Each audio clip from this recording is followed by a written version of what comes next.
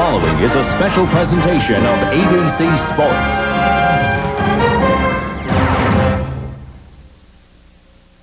The Indianapolis Motor Speedway stands empty most of the year. On race day, it comes alive. The silent track waits for traditional ceremonies. The long straightaways beckon the sleek machines and their pace pilots. Once a year, the grandstand fills, and each year adds to history. Speed was a part of the mix from the very first race. Ray Haroon, averaging 74 miles an hour, took the first checkered flag. In 1925, Peter DePaulo was the first to average over 100 miles an hour. 65 years later, Holland's Arie Luyendyk drove the fastest race ever at over 185 miles an hour. Arie's first IndyCar win was worth $1 million. This year, too, the Speedway has been kind to Arie. And Arie Luyendyk is on the pole. The track is as important as speed. The 40s were tough on the Brickyard, beginning with a race morning garage fire in 1941. It was deserted during the war and became a shambles. Today, it's a proud monument to its owner's love of the sport. There have been great moments of emotion. Sam Hanks, after 12 tries, driving tearfully into victory lane and retiring. Or 2 weeks ago, when the grand champion took his last lap. Here he is, A.J. Foyt. There were tears here, too. Indy draws drivers from around the globe. The start in 1966 saw a crash that eliminated most contenders. 500 miles later, Formula One champion Englishman Graham Hill wore the winner's wreath. Last year, three-time Formula One champion Nelson Piquet was eliminated in a devastating crash in practice. Today, he is back. Now, the reigning Formula One champion Nigel Mansell is trying to duplicate Hill's feat. His teammate, Mario Andretti, won here in 1969. Since then, he has been ravaged by bad luck. Today, the most experienced driver in the field starts in the middle of the front row. Here, history has a way of repeating itself. In 1982, a crash at the start eliminated 3 contenders. The race ended with Gordon Johncock beating Rick Mears in the closest finish to that date. Last year, pole sitter Roberto Guerrero's race ended even before the start. 500 miles later, Al Unser Jr. beat Scott Goodyear by the closest margin ever. All 3 are back, called again by the Brickyard's challenge. The Speedway is constantly changing. In 1991, Rick Mears passed Michael Andretti on the outside to take his 4th 500 flag. Today, Rick is retired, tutoring Paul Tracy. And Michael is trying his skill in Formula One. Last Sunday saw the unkindest cut of all, as defending PPG champion Bobby Rahal was bumped from the qualifying field. Every driver here today is well aware that a monster lurks behind the Speedway's wall. A moment's lapse can spell disaster. The new breed of challengers know the road can be hard. Paul Tracy is coming off of his first win. Robbie Gordon drives under the guidance of A.J. Foyt. Stefan Gregoire at 24 is the youngest driver and the fastest rookie. Brazilian Raul Boisel will start in the front row. Swede Stefan Johansson looks to his first 500.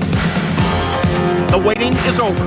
Loving hands have prepared the cars, hoping theirs will carry its passenger to victory lane, its bottle of cold milk, and the Borg Warner trophy. It is the pinnacle moment in a driver's life.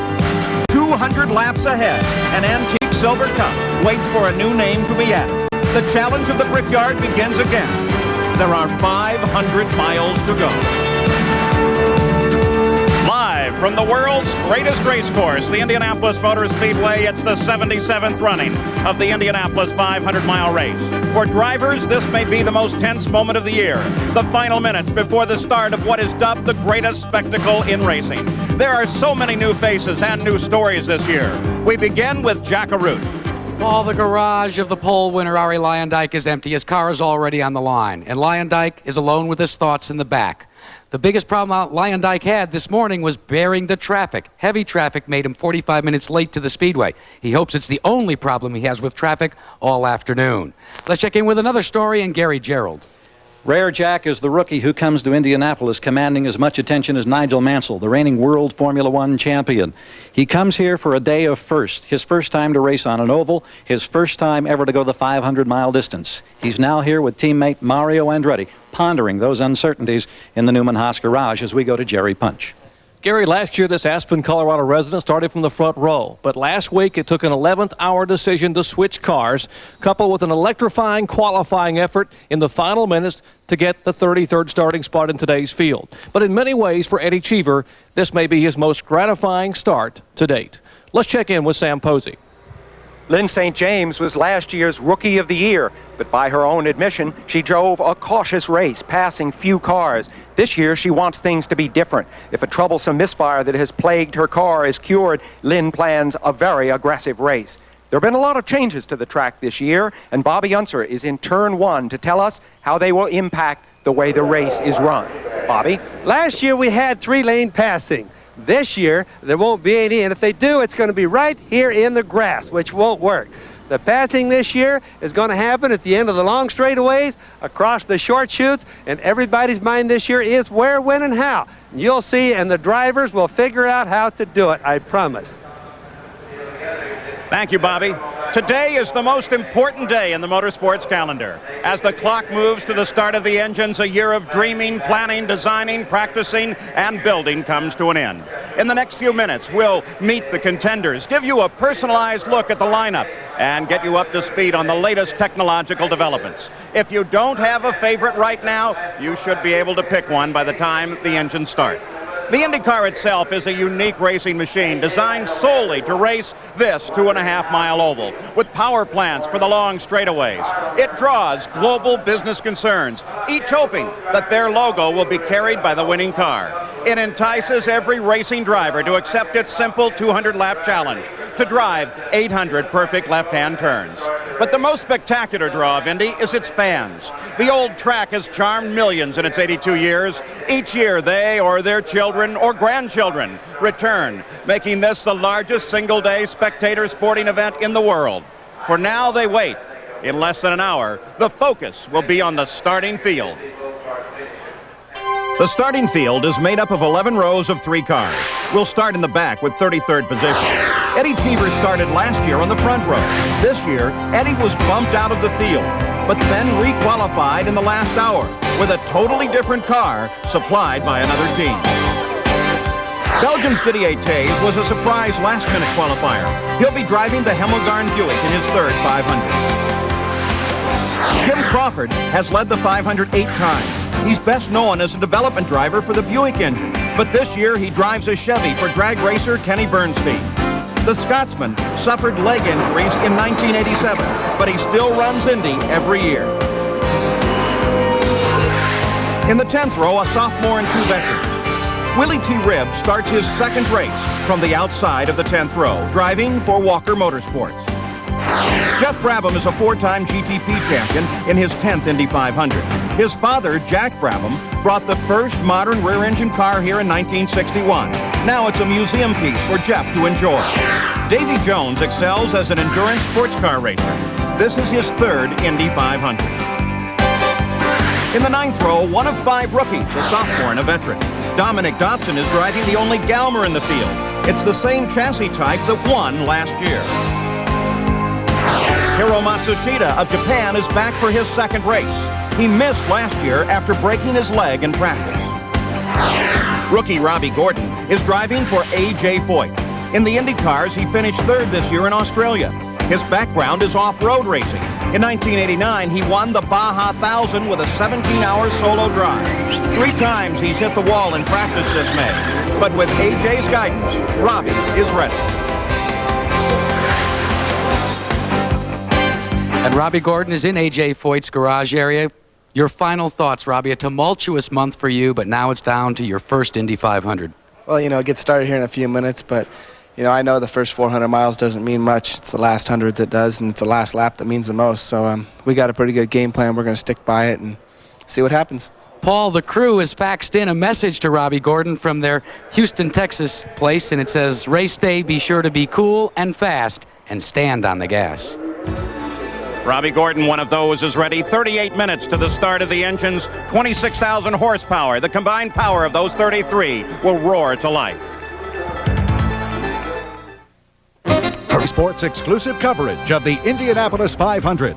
Brought to you by Miller Genuine Draft Light. The cold filtered light with smooth draft taste. MGD Light. Say no more.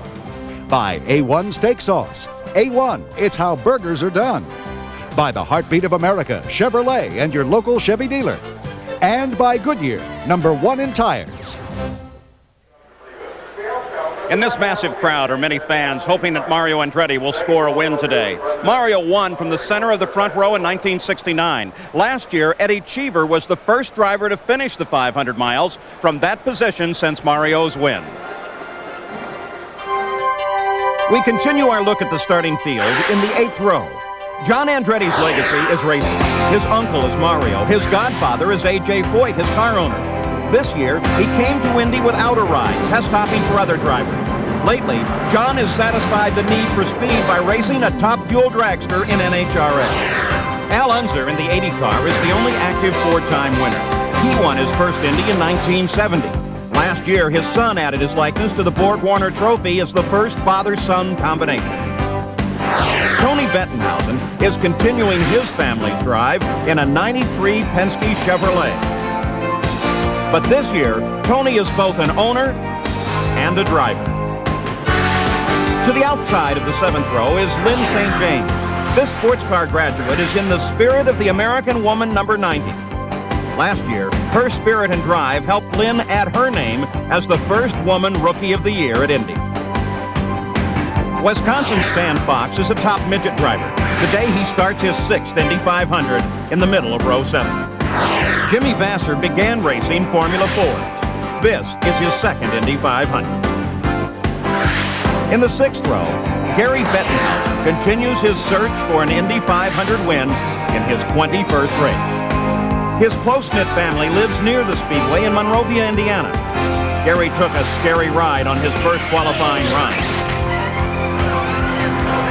But he came back to qualify 18th and try again. 10 years ago, Teo Fabi was the rookie pole sitter here. Today, the Italian starts after a 2-year absence. Jeff Andretti is starting his 3rd race inside row 6. During last year's Indy 500, a wheel came off of Jeff's car, sending him nearly head-on into the wall. With his father's help, Jeff struggled back with his goal to drive in this year's race. Well, Jeff Andretti, we just saw that video, the horror that you experienced a year ago. During all the months of the painful recuperation, rehabilitation, did you ever think you'd get another opportunity to challenge this racetrack again? Well, I wasn't quite sure that I'd get an opportunity, but I was really thankful that the Pagan Racing team thought enough of me to give me another chance to at least show that I could still do it. Well, we certainly hope that it's a safe one today, but regardless of how it comes out, this is already a great success story. Have a good one. Thank you. Let's go to Jack. Gary, his cousin, Jeff Andretti's cousin, John Andretti, came with an empty fire suit, but now it's filled with all the commiserate patches. But how about the inactivity? You haven't raced an Indy car for quite some time, John. Are you concerned about the Indy 500 because of that? No, I think that you get back in, you get back on the horse, and you just ride it again. It's the same sort of thing that I've done for the last few years full time. And so, you know, the equipment's what's so important, and AJ and, you know, the Marmon Group in Copenhagen gave me a great car to drive, so I'm excited about it. Paul, the toughest thing in this garage right now is the realization that A.J. Foyt will be starting his first Indy 500 as a car owner on the pit side of the wall. About 35 minutes, Jack. The engines will be commanded into life. Now it's time for our regular feature on what's new in the world of sports, science, and technology. A look behind the scenes as sport brought to you by AT&T. IndyCar drivers must be at their peak both physically and mentally to endure the demands of a 500-mile race. Lynn St. James, last year's Indy 500 Rookie of the Year, can undergo a battery of tests to evaluate her overall driving condition. At Human Performance International, she tests her reaction time, her hand-eye coordination, and the strength of her driving muscles. 85 winner Danny Sullivan walks out toward the pit area now at the Speedway. On the straightaway, the cars are already in position, a final warming of the engine taking place. Danny so famous for his spin and win. That was the only win ever from the 8th starting spot, the middle of row 3. Today, Danny will start in row 4 as we continue our look at the starting 33. The 5th through 3rd rows hold 2 rookies and 5 World Driving Championships. Rookie Stéphane Grégoire is a French Formula 3 champion. He drives as a part of a project to promote French drivers. This week, he was honored as the fastest rookie in the field at 220.8 miles an hour. Kevin Cogan is back after a 2-year layoff. His road to Indy has been rocky. In 1989, he took a terrifying ride and escaped with only cuts and bruises. In 1986, Kevin was running in the lead with 3 laps left when Bobby Rahal passed and won. Ironically, last Sunday, Rahal tried to bump Kevin out of the field, but failed. Nelson Piquet of Brazil will drive number 77. 3 times he's basked in the glow of a world championship in Formula 1. Last year, his legs were badly broken in a practice crash. But Nelson battled back to start his first Indy 500. Outside the 4th row sits the 1985 winner at Indy, Danny Sullivan. He drives for the Gallus team in number 7. Away from the track, Danny spends his time with his son, Griffin. Scott Brayton, the former track record holder, is in his familiar number 22. Scott collects and restores fine cars, like this Cobra, which is equipped with a Buick Indy engine.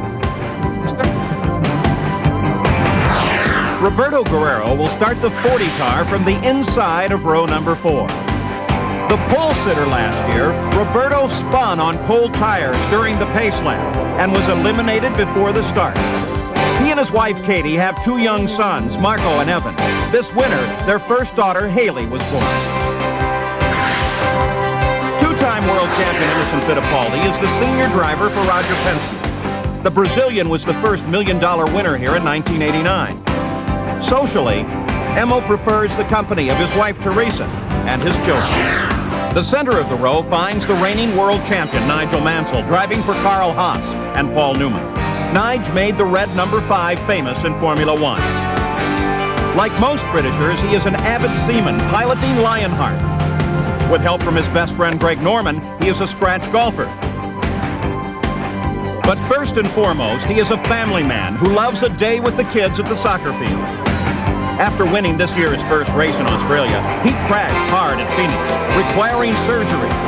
But 2 weeks later, still with stitches in his back, Mansell qualified at Indy, though not as well as he'd hoped. Paul Tracy is driving the 2nd car in Roger Penske's stable.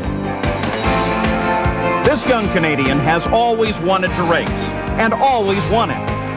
Now, he has the help of the best teacher available, retired Rick Mears. With that backing, Paul won his first IndyCar race last month at Long Beach. Well, we mentioned he's in the middle of that 3rd row. Here's Nigel Mansell. Nigel, earlier we were talking about the first today. First time to race on an oval, first time 500 miles, first time 7 pit stops. Are those your primary concerns? Oh, I mean, absolutely. I mean, I'm just trying to sort of detune myself at the moment to save all my energy for when I get in the car. But there's so many things to think of today, and you know, I've just been speaking to Michael in here with Mario, and he's saying he's learning some of the circuits as he's racing. Well, that's exactly what I'll be doing today. Well, we wish you well. We remember in 1966, your countryman Graham Hill, the last rookie to win at Indianapolis. Have a safe day. Let's go to Jeff. And Gary, as Emerson Fittipaldi gets ready to make his walk out onto the grid, his wife Teresa on the phone, getting the well wishes of friends. But as a 2-time Formula 1 world champion, a winner of this Indianapolis 500, is it harder or easier now? Well, I think it's always harder here. I think with the new track configuration, there is a lot of excitement about what's going to happen, how is going to be the behavior of the cars on the draft. You know, we are looking for a good race. I was just talking to Ricky Mears before. I have to be patient today to learn what happened and then go through the race. And Paul, in typical Fittipaldi fashion, he just woke up from a nap about 5 minutes ago. That's the way Emerson handles his tension. Eddie Cheever, part of that last day qualifying drama, now walks out onto the grid, a car that he borrowed at the last moment to re-qualify into this 500-mile race field. Now let's go to Jerry Punch. Nelson Piquet, 3 world championships and 23 Formula One wins over your illustrious career. What motivated you to endure the agony of a comeback? Well, even being very successful in Formula One, always my dream is to come here and to participate in the 500. And I tried last year hard, and I have this big accent, and after long recuperation, back here, and I'm trying to do well today. Paul, obviously the Indy is the one jewel missing from Piquet's crown.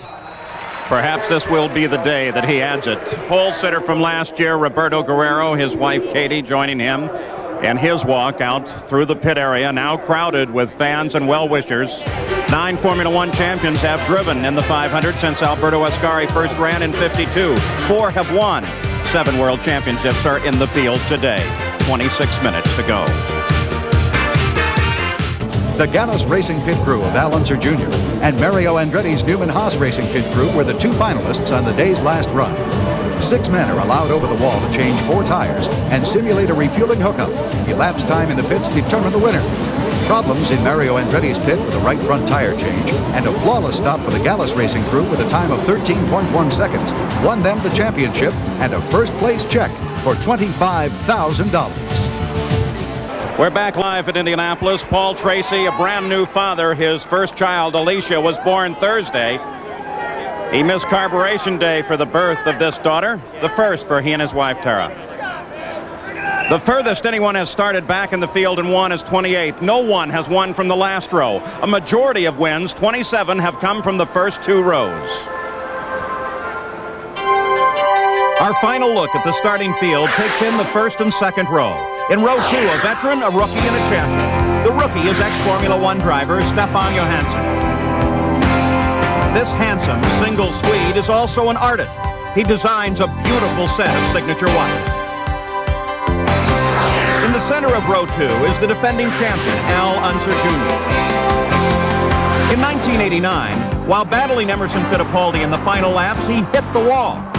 Now, at his Albuquerque, New Mexico home, that section of the Indy wall has a prominent place, complete with Al's mark. Last year, he won the closest finish in Indy history to become the first second-generation winner. Already, there is a third racing generation.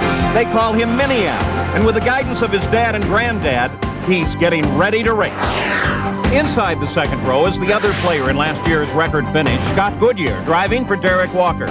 He didn't go in for Canada's favorite sport of hockey, but in his garage he still tried.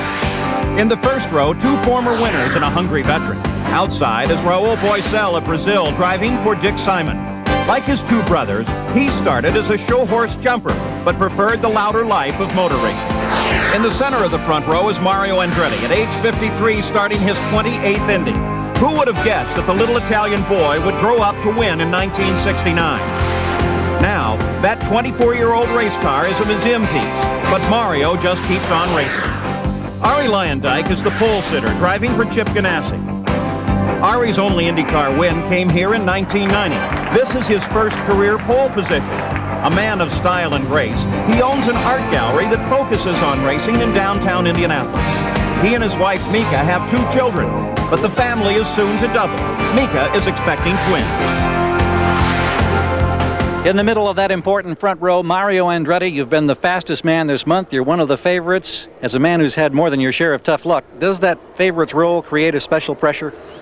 Oh, no, we like that. That's the kind of pressure we're looking for. And we just hope that everything just works for us as usual, and we're ready to go.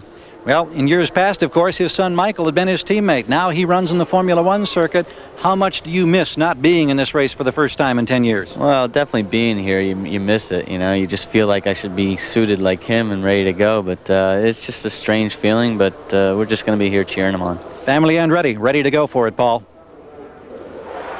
The Andrettis not driving together this year. Raul Boisel came here as a rookie in '85, driving for Dick Simon, then an owner and a driver.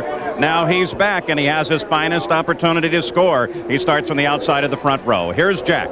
Arie Luyendyk making his way out to his car. Arie, you've had a chance to talk to your fellow front row people. What was the discussion like? Caution. We got to take caution because obviously we're getting into a narrower corner than we did last year. So, you know, the race is never won on the first lap, and we all realize that. Good luck to you. Thank you. Arie Luyendyk, the pole sitter. Let's go to Jerry Punch. Paul, with the altered configuration of the track, a lot of concern about the start of the race. We're with the defending winner, Al Unser Jr. And Al, your thoughts? Well, I think it'll be a little bit crowded in turn one, and as long as everybody uses their head and realizes that it's 500 miles and not just turn one, then everybody will be okay and we'll make it through. Paul, cautious optimism here in the Gallus garage.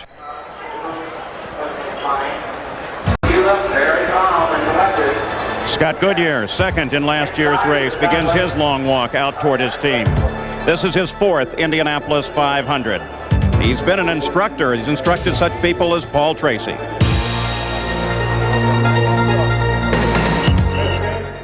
In Indianapolis, the cars are assembled on the straightaway. Stefan Johansson started in the Indy cars at Detroit last year, where he finished 3rd. Today, he starts 6th, ahead of all other rookies. You know, this track changes over the years from bricks to asphalt. The walls have changed several times, but this year has seen a rather massive change. Sam Posey now reports. A line chalked in the dirt almost 90 years ago, the basic form of the Indianapolis Motor Speedway. It is still the same today. While around the track, much has changed, and this year, the changes are particularly significant. For safety, the turns have been narrowed to slow the cars, and a warm-up lane has been added. The golf course is being rebuilt to designs by the celebrated Pete Dye. With this 18-hole championship course, called the Brickyard Crossing, the Speedway will soon be hosting the greats of golf as well as racing. On the track, the turns have been narrowed by replacing the innermost lane with grass. A separate lane has been created for cars warming up as well as going in and out of the pits. Rumble strips discourage shortcuts, while a new steel-reinforced outer wall anticipates next year's exciting debut of the NASCAR Stockers. The catch fencing is higher and stronger. Last year, drivers straightened out the turns by crossing the white line into the warm-up lane. This year, there is no crossing the line because there's no pavement beyond it, only the rumble strips and grass. The turns are no longer taken flat out. Passing is much tougher. As for the start, this is what it looked like last year. 3 cars abreast, a scene unlikely to be repeated in today's race because there just won't be enough room. With me is 4-time Indy winner Rick Mears, who of course retired at the end of last year. You recognize him with that beard? Rick, all the talk, of course, is about what's going to happen when this field funnels down into this narrower turn one. What do you think is going to happen? Well, you know, it's hard to predict what's going to happen, but I really think that it's on all the drivers' minds. I think they're very, very aware of it and very aware that they're going to have to funnel in. You know, I think you might get a bit of an accordion effect more so than in the past. But I think, again, the drivers are very aware of it and they're going to use their head. When the race gets underway, a few laps into it, how tough is it going to be to pass? It's going to be tough to pass a car running close to the same speed you are, but I think for some of the lap cars, the slower traffic, it may even make it easier to pass, where you'll be able to set them up. You're going to see more of a timing type passing rather than just trying to pass through the corner. Rick, I know a lot of the fans are going to miss seeing you out there on the track this year. Do you have any regrets? It's just 25 minutes to go now to the start. What are your feelings? No regrets whatsoever. I mean, I'm really having fun with it this morning. I think I'm just about as nervous as if I was in the car, but you know, we're looking for a good day. I want to, you know, if there's any help that I can do to try to bring home a win, that's what I want to try to do, but I'm enjoying this new role. Well, Paul, we know we're going to miss him. Another change this year is Bobby Unser's position. He is high over turn 2 in the corporate suites. Well, Paul, we're in the Hallman Suite, high above the track in turn 2, approximately 3/4 of a mile from where you are. Now, the weather and the wind conditions are often quite different over here, and the race cars go by right in front of us, no more than 75 feet from where I'm standing. The pit lane exit, which is 2 lanes wide, is also right in front of us. Now, it's okay to pass between the exit of the pits and entering the track. But remember, the rules say they must be single file when they actually enter the racetrack or face a penalty. Now, during practice and qualifying, most of the action and the excitement happen right here in turn 2. So, between the weather, the racing, and the cars leaving the pits, our new position here in turn 2 could be the most exciting place to be. 6 of the 15 crashes in practice this year have occurred in or entering turn 2. We'll keep an eye on it. The crowd is moving toward their seats. Back live at Indianapolis, covering the race today is the Goodyear Blimp Spirit from Akron, Ohio. This is the 25th year that a Goodyear blimp has carried a TV camera over Indy, and she floats over the track right now. Well, here in the pit area at the Indianapolis Motor Speedway, I'm with Bobby Rahal, the defending PPG Cup champion. And Bobby, your emotions just must be running awry today as you stand here watching your colleagues move toward their cars. Yeah, it's I feel pretty strange. I'm not sure what I feel, but I feel strange. And I guess if there's anything that really strikes me is I'm not ready to be down here. What are your plans now for the remainder of the season? Well, as you know, we bought 2 new Lolas, so we'll have those in Milwaukee. I mean, we can still win the championship, and that's where we're going to, commit ourselves to for the Miller people and everybody on our team. And, we're going to continue to, I think, explore the concept of doing our own chassis, and we'll go from there. But we'll be running Lolas the rest of the year. Well, Bobby Rahal, we wish you were in a race car here today. It's good of you to come by and spend some time with us. He's not the only one. There are some others missing in action today. Mears, Foyt, Michael Andretti. Look what they account for in this field. Amazing record of those who are not here today, but a new record will be written. 6 times a rookie has won here at Indianapolis. There are 5 in the field today as Paul Tracy now begins to get ready. 14 times the race has been won from the pole, the most of any starting position. The drivers already beginning to suit up to move toward their cars. The formal ceremonies are now just seconds away, leading up to the start of the engines. Let's join the public address system here and its chief announcer, Tom Carnegie. Nationally famous Florence Henderson with the Purdue University All-American Band and our national anthem.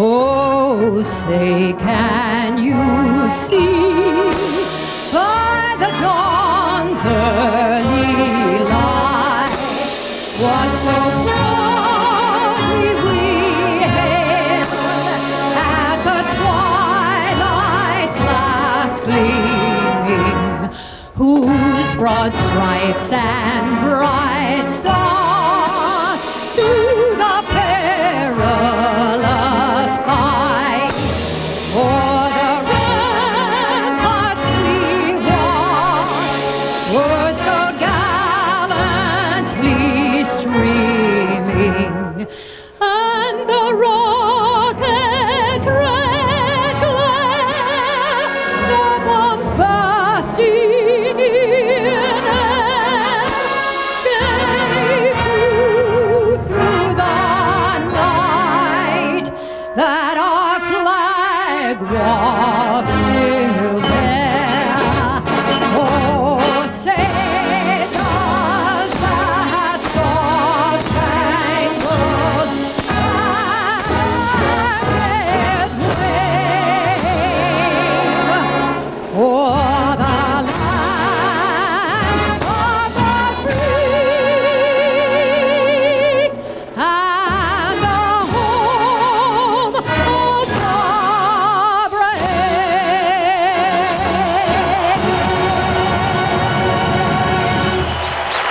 With a roar from the crowd, the formal ceremonies leading to the engine start are now underway. We'll return with more of the Indianapolis 500 after this message and a word from our ABC stations.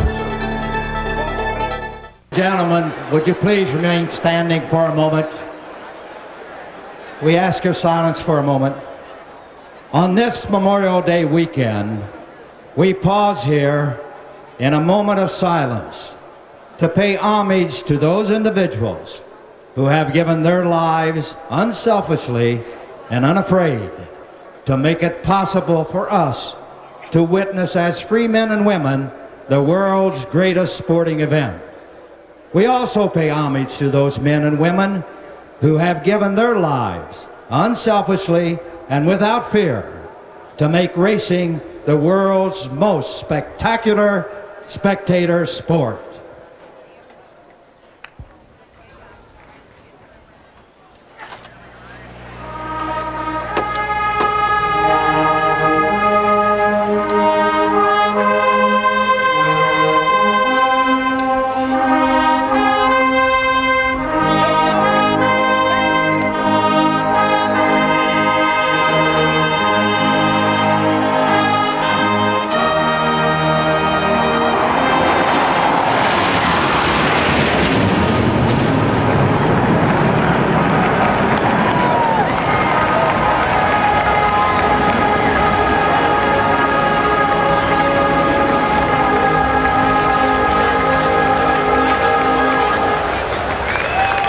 Race fans,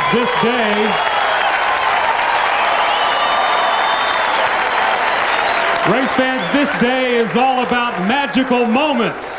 And here is a magical moment. Back home again in Indiana, our dear friend, Mr. Jim Neighbors.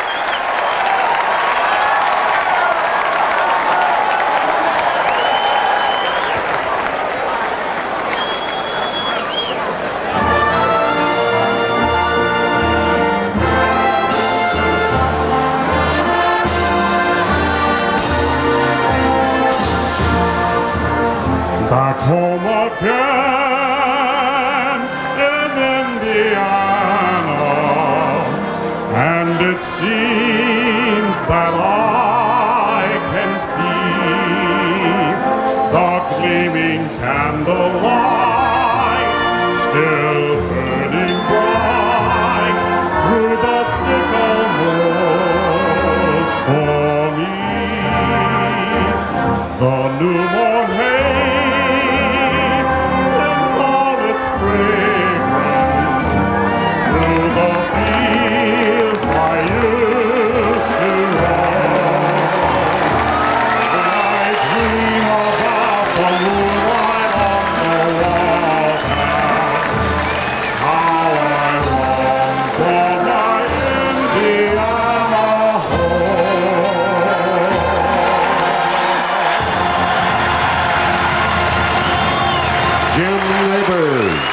back home again in Indiana as the traditional balloons are released from the starting line. The flyover was by F-16 jets from Terre Haute, Indiana. We'll move now our public address microphone to the front of the line, where Jim Philippi will be standing by for the magic moment for the start. Ladies and gentlemen, we are at that time of the day for the band that will start the 77th running of this event. Here to give the traditional words is Chairman Emeritus of the Indianapolis Motor Speedway Board, Mrs. Mary Fendrick Hallman. Ladies and gentlemen, start your engine. There it is, the traditional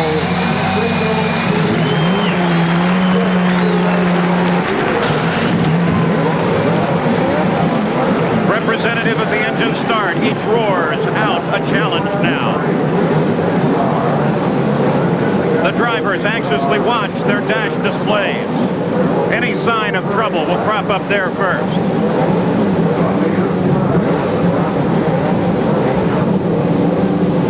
There was some concern for Lynn St. James' engine. The team had asked to take the car off the grounds and test it, but that is not allowed, and so we watch up and down the line to make sure all of the engines are started. 33 cars are ready to be led by the pole sitter, Arie Luyendyk, who nods the affirmative that he is okay. Nelson Piquet, three-time world champion, stares straight ahead, contemplating the day. Japan's Hiro Matsushita. A tremendous field of competitors, 11 rows of 3, ready to roll toward the green. Each row now, the Chiefs will hold their hands in the air, indicating that their car is started and ready to go racing. What a remarkable story. J for Jeff Andretti on his helmet. And with Jim Perkins, the general manager of Chevrolet Motor Division, at the wheel, and Stuart Richcoy as the marshal of the Camaro Z28 pace car, is leading those machines out. Let's go to Gary. Paul, the moment's finally here. We wait all year long. The crews, all the countless hours, ready to finally get it going. The scramble now, off the grid, onto pit road. Dick Simon, 5 cars in this race. Boycell in the front row. Is this your best chance ever to win at Indy? Yes, Gary, the emotion is so high. It's all I can do to keep from crying. Diane and I feel that this is the, our best year ever. I just don't know what to say. I'm so happy that the crowd and everybody is here, our sponsors, and I just hope the fans out there have a good race today as well. 24 years for Dick Simon. What a moment. Jack? Gary Gerald, 35 straight years when they gave the command. This man, A.J. Foyt, was in the cockpit. Today, you're behind the wall. Your thoughts? Well, it's like a nightmare, to be honest with you, Jackie. It's hard. Very hard. Paul, he's making his way. He will call the shots on both John Andretti and Robbie Gordon, the rookie. And how strange to see A.J. Foyt afoot at this time. You ride now with Scott Goodyear. He finished second last year. The field forms up looking for their familiar 11 rows of 3. In the Bettenhausen car, Gary, everything is settling down and he is ready to go racing. Ahead, it's $1 million purse after 200 laps of the 2.5-mile oval. They're shooting for Arie Luyendyk's race record. Pit stops will be the key in the outcome of today's run, but perhaps the weather will affect it as well. The crews are watching the skies, and there are predicted showers later in the day, perhaps before the end of the race. There are some pretty sophisticated systems in use by the crew chiefs to watch the weather, everything from airplanes to a phone call from a house out to the west of the track.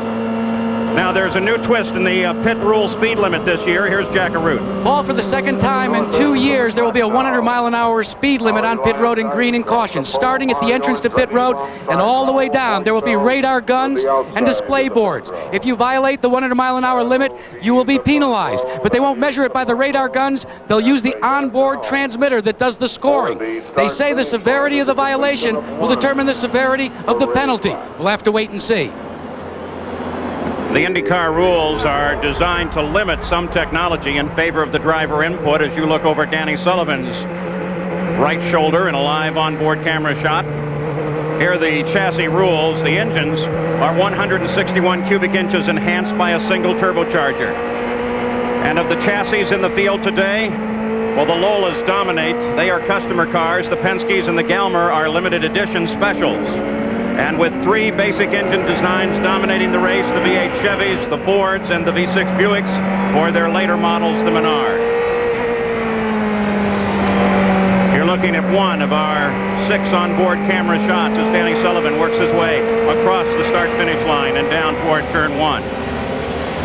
These are the onboard cameras that we have today that will help you keep track of the 77th running of the Indianapolis 500. And we also have 3 cameras on board the pace car itself. That Camaro Z28, it's driven by Jim Perkins. As the field comes even closer into formation, he wears a special noise feedback headset so he can hear the commands of Chief Steward Tom Binford on the radio above the roar of the pack behind him. As suggested, the pit stops may play a key role today. For a further update, here's Gary Gerald. Well, Paul, as we've heard, the drivers almost to a man say it's going to be as tough to pass today as it's been in recent years at Indianapolis. So consequently, more emphasis than ever on pit stops. Every team expects to make at least 7 stops for 500 miles. And keep in mind, if you can save 2 seconds down here, you're going to save at least a couple of hundred yards out there in the racetrack. This is the Gallus crew. They serve Al Unser Jr. They won the pit stop competition earlier this week. They're pumped, primed, psyched, ready to go, Paul.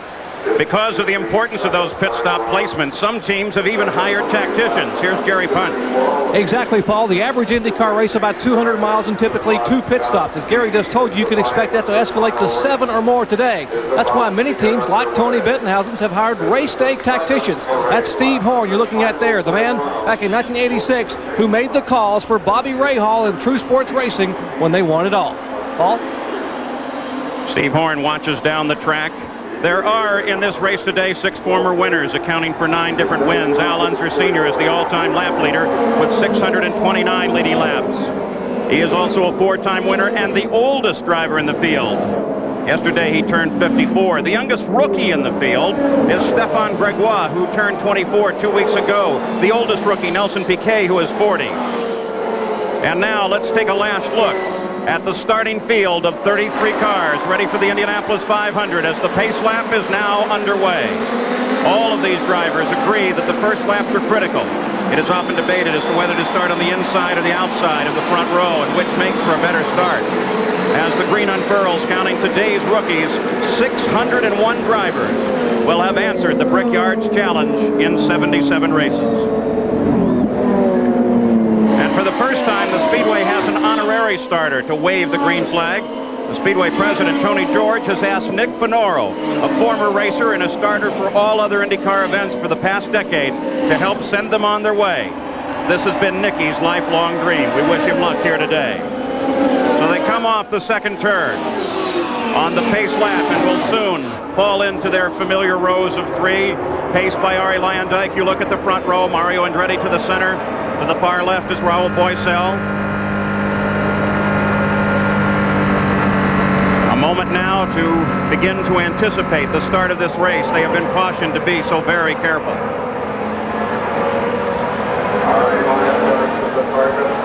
In the north end of the track now, the northeast corner. The field coming into nice alignment in the front rows.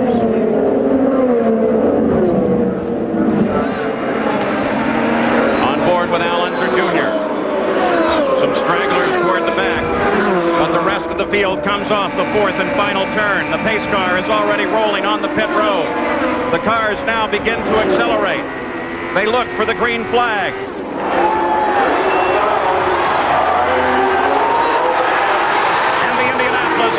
With a swirl of green is underway for the 77th time as Raul Boesel sweeps to the outside around Arie Luyendyk and picks up the lead. Aerial bombs fire overhead announcing the start of the race.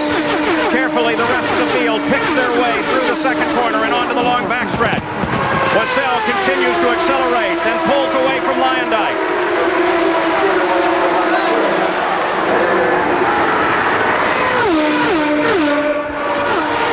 To the completion of the first lap now.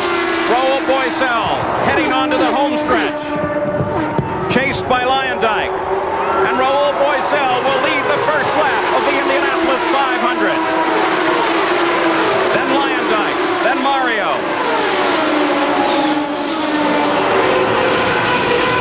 Luyendyk runs in second place. Mario Andretti third. Al Unser Jr. crossed the line in fourth, followed by Scott Goodyear, Stefan Johansson, Emerson Fittipaldi, Paul Tracy, and Nigel Mansell runs in ninth. They have been careful on this start. The chief steward, Tom Binford, asked them to be very careful. They have been so.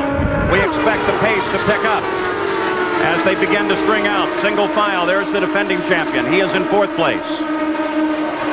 Scott Goodyear, the man who battled against Al Unser Jr. last year. Raul cracked that first lap off at 201.14 miles an hour.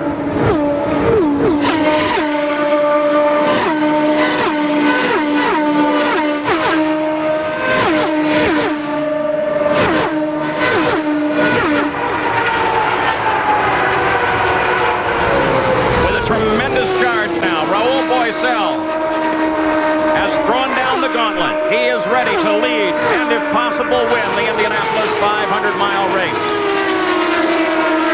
The rest of the field flashes across the line now. The fight is for second place. Arie Luyendyk having to deal with Mario Andretti.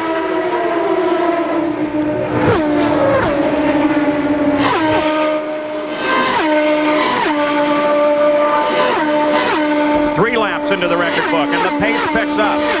Boesel is now charging at 213.5 miles an hour. To this moment, he is the fastest car in the field as we take a look at a fight between Emerson Fittipaldi in the 4 car and his teammate Paul Tracy. It is a battle for 9th and 10th.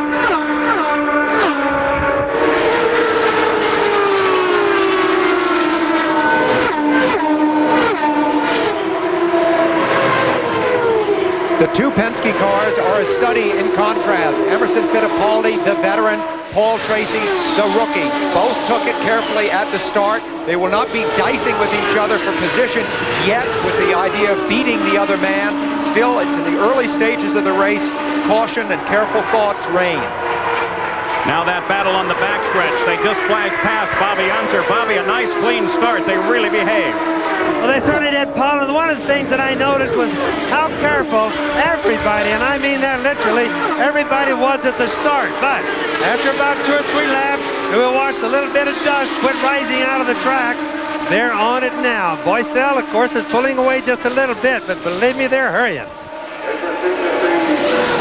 Al Unser Jr. runs in 4th. He is chased by Scott Goodyear. Shades of last year's Indianapolis 500. Both Goodyear and Little Al are men that start slowly and come on strong, and it's an ominous note for the opposition that Little Al is running as well as he is this early in the race. At this point last year, he was back in 10th, and Goodyear was making his way up from dead last. So the Indianapolis 500 is underway. Raul Boycell just cracked the fastest lap of the race at 214.18 miles an hour.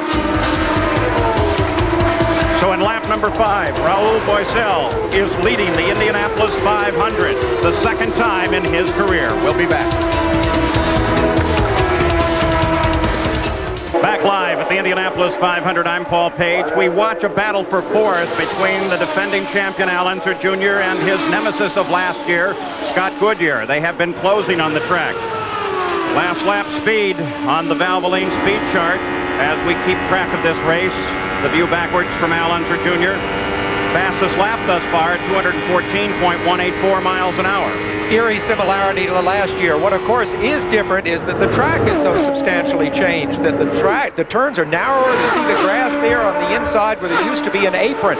The question was, would that make the start more dangerous? Everyone funneling into turn 1 with nowhere to go. Well, everybody was careful, and it's worked out. The question now is, can you pass on this track, reconfigured as it is? So far, we've seen them strung out. The atmosphere has been more like a no-hitter going in baseball. No real action per se. But I think this tension, and it's a question of these drivers getting the feel of the track, we're going to start to see passes soon, and it may be between these two drivers. Well, Sam and Paul, as I watch the track, it's getting a little bit slippery as typical. Early in the race, the guys lose a little bit of fuel because they have everything fuel or fluid, period, they have everything full. And so it gets a little bit slippery. And that's the reason everybody's being a little bit careful. Remember, the groove is narrow this year because they're all having to run on the racetrack. And Mario Andretti has just managed to move around Arie Luyendyk and into second place as they are already overcoming slower cars in the field. Mario using those cars to his advantage and moves now to second. Fastest lap in the race, still 214 miles an hour. They say there are old drivers and bold drivers, but no old, bold drivers. Mario at 53, I would say, qualifies as both. You got a glimpse at the Valvoline driver's summary. We'll be seeing that throughout the day. The enormous crowd here. So far, the weather excellent, but everyone has been looking at the radar screens that are scattered through the garage areas. There's a front passing, has already come into Indiana and is passing across the northern part of the state. Whether we catch a corner of that or not may very well determine how this race comes out. You can see, too, that Scott Goodyear has moved around Al Unser Jr. And now take a look at Emerson Fittipaldi as he comes around Johansson, takes advantage of a fight between those two, and now sets his sights on Al Unser Jr. If there is a question about where they will pass, they've already begun to figure it out. But that pass was on Stefan Johansson, an experienced Formula One driver, but a rookie here at the Speedway. I think he was very careful. Here comes Emerson again now on Little Al, and he sweeps by Little Al. So Emerson is on the move, and he is the first man to prove that you can pass if you've got your act together here. Fittipaldi, very definitely on the fly, has moved up 2 positions in a single lap. Let's go to Jack Arute. Well, Paul, we're beginning to see the reports of the cars getting very, very loose. That means the tail wants to swap ends with the nose. That's the case with Scott Goodyear, and now with Al Unser Jr. as well. The heat taking its toll in the early going to the chassis combinations. We keep an eye on this battle now as you're watching the reigning world champion, Nigel Mansell, as he moves underneath Paul Tracy, and he comes forward in the field. Mansell now moving up into 9th place. This battle at the tail end of the top 10. Raul Boycell continues to lead. Now Tracy trying to set up on Nigel Mansell. And remember, Mansell, as you see him being repassed there by Tracy, has never run on an oval before. He crashed before running at Phoenix. He's also never run in a race more than 200 miles long, so he's got a lot of things to learn today. Paul Tracy now looks for room right behind Al Unser Jr. as he moved around Mansell. They head down into the first turn as Mansell signals to his board operator, and they turn toward Bobby Unser. Well, Paul is still the same. Yellow light, the yellow flag. And a car spun on the backstretch, but managed to keep it going. It's Jim Crawford, I believe, of the Kenny Bernstein team. Crawford, who of course has had such an up-and-down career 60 car, right. here, but luckily he has not hit anything, although you see some smoke coming out of the back now. Everything looks good over here, Paul and Sam. The only thing is the track is very slippy right now, and everybody seems to be a little bit loose. So with 15 laps into the 77th running of the Indianapolis 500, Raul Boesel leads, and we are under our first yellow. No contact with the wall, though.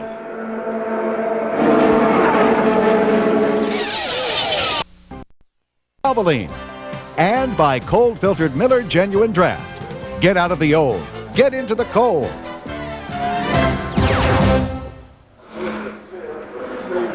Back live at Indianapolis under yellow. The reason for the yellow, a spin by Jim Crawford. Bobby Unser, it happened right in front of you. Yes, and you can see, Paul, as they came off over here, they've been loose, as I mentioned to you.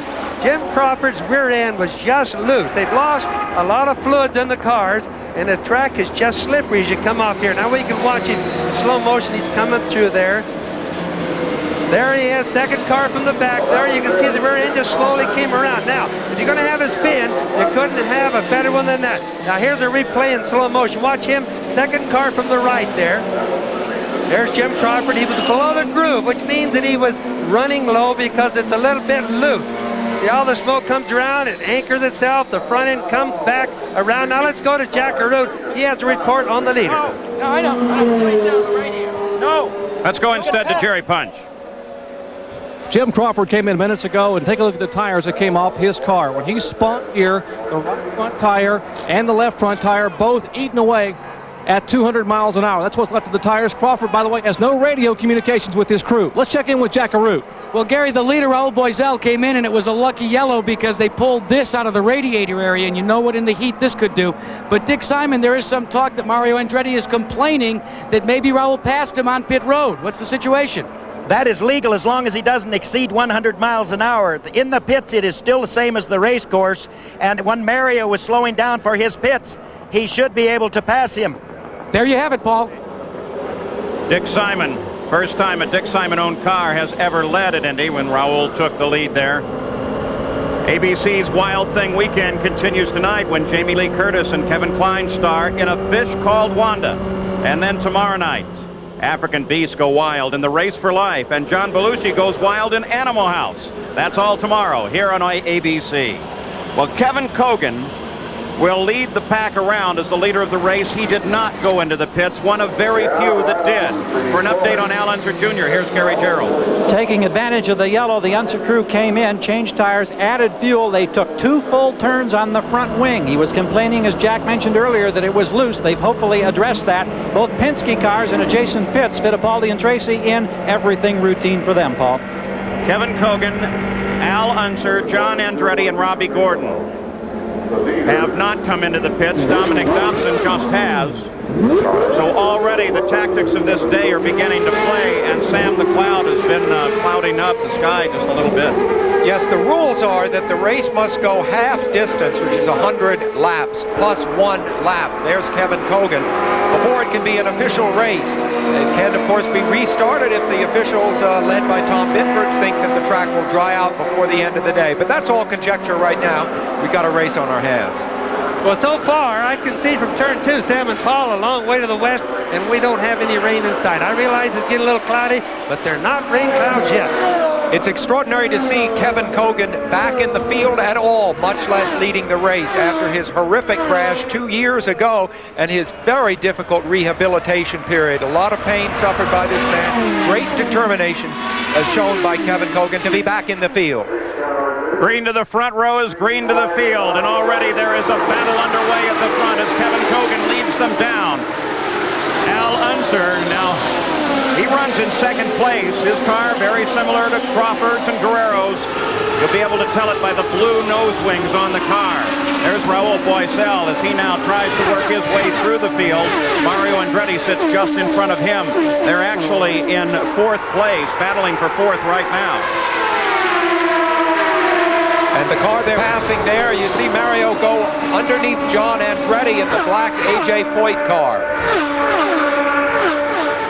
Kevin Kogan still at the front, being chased by Al Unser.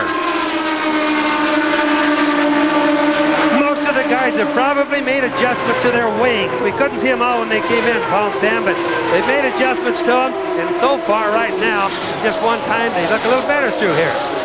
Mario Andretti got around John. Very shortly, Raul will try to make the same move. Stefan Gregoire, they're just ahead of Scott Goodyear. Gregoire is in that very brightly colored car, a rookie from France. The leader of the race, Kevin Kogan, with Al Unser just behind him. One can only think back to 1986 when Kevin Kogan so nearly had this race won with just a few laps left to go. Arie Luyendyk hit the end of the pit wall, brought out a yellow, and on the restart, Bobby Rahal, who isn't even in the race today, outstarted Kevin Kogan. Kogan finished second. He's always thought to himself, this is a race I can win. I believe he can. This is the first time that Kogan has led since his near miss at a victory, giving it up to Bobby Rahal in 1986. The extraordinary thing is it's the first time Kevin Kogan has really been in a race car for 2 years. Look at this. And there is a pass for the lead. And boy, look at that as Big Al ducks underneath Kevin Kogan. And did he get around him quick? We suggested at starting that part of the way you're going to do this is slowing down a little bit on the approach to the corner and slingshot.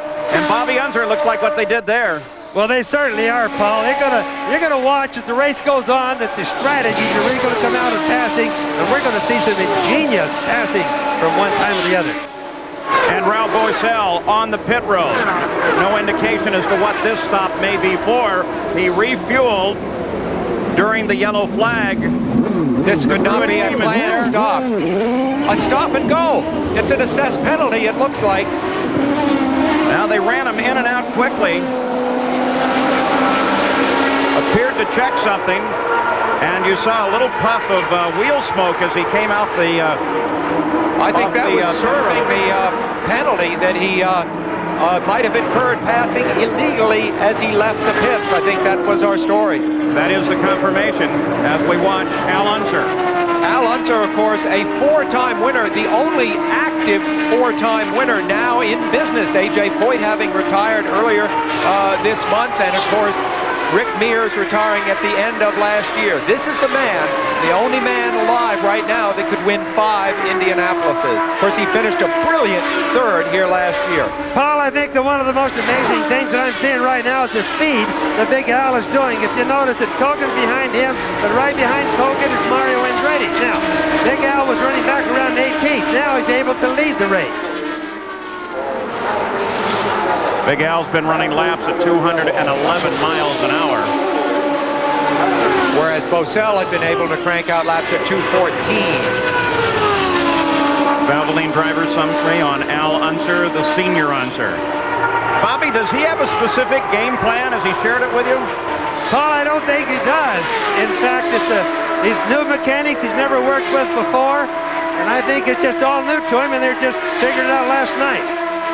And this is a look back. This is why the penalty was assessed on Raul Boisel. He roars out of the pits. Here it comes. He's going to pass Mario Andretti there. That's Mario on the inside. Jack Arute with Dick Simon. Dick, you actually passed on pit road. Now your position is that's legal as long as it's under 100 miles an hour? Yes, because they made a 100-mile-an-hour speed limit in the pits, and you have cars speeding up and slowing down. And when you enter the pits, it's awful hard for the driver to tell which car is which. Some are slowing down for their pit, some are speeding up, leaving their pit. Raul came in, and when you're in the pits, he doesn't know where Mario's stopping, and Mario's going to stop at wherever his pit is. If Mario's pit's at the other end, does that mean he has to stop with Mario and then go on down the pit? I cannot believe the call. Paul? Well, of course, what they're really looking at is the exit of the pits. There is a line there, and beyond which, under yellow, you're back in the racetrack and therefore not able to pass. Big Al moving up on Hiro Matsushita here, the only Japanese driver in the race.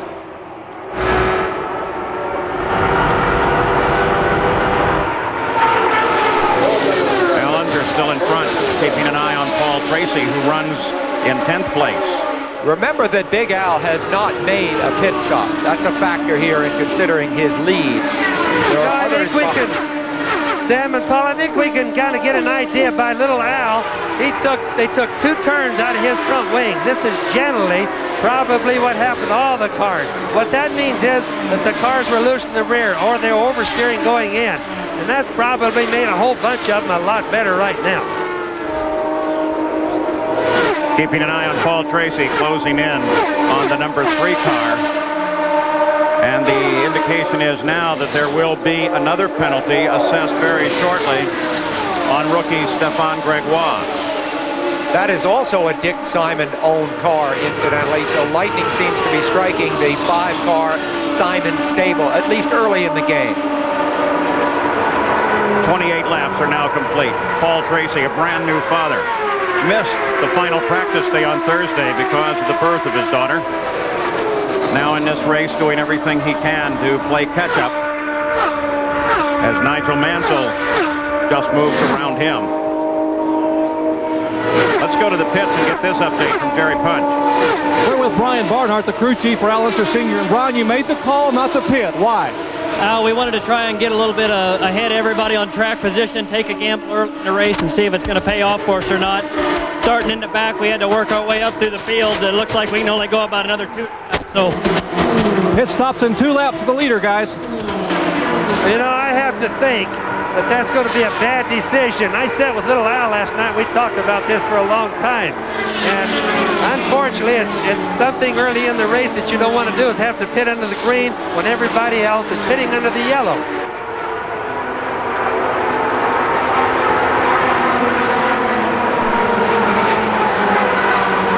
So we watch for a stop. Should come on the 32nd lap for Al Unser. Kevin Kogan, who has not stopped, if they follow a good strategy, should come in right behind him. The yellow is out again. Well, that's a break for Al Unser Sr. Just the kind of thing that makes Danny Sullivan has ripped the right front off of his car. What a break for Big Al and the couple of other guys that, including Kevin Kogan, did not pit earlier. They'll now be able to pit under the yellow. Sam, this shows that racing is a little bit of a gamble in some ways, isn't it? So Big Al has certainly gained from this one. Yep, not an inexperienced driver. Danny seems, of course, to be perfectly all right. This is the winner of the 1985 race, out of it right now. So Danny climbs out of his car, obviously all right. We are under the 2nd yellow of the day after Danny Sullivan bounces off the wall. We'll return with more of the Indianapolis 500 after this message and a word from our ABC stations. Why?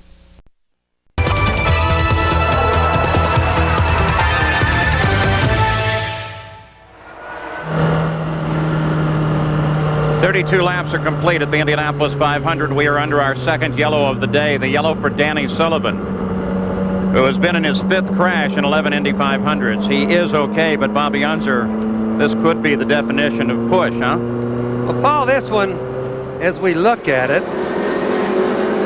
we'll have it up in just a moment here, but it looks very similar to the wreck that we had with Danny several years back. Look at that, the car right there, the blue one.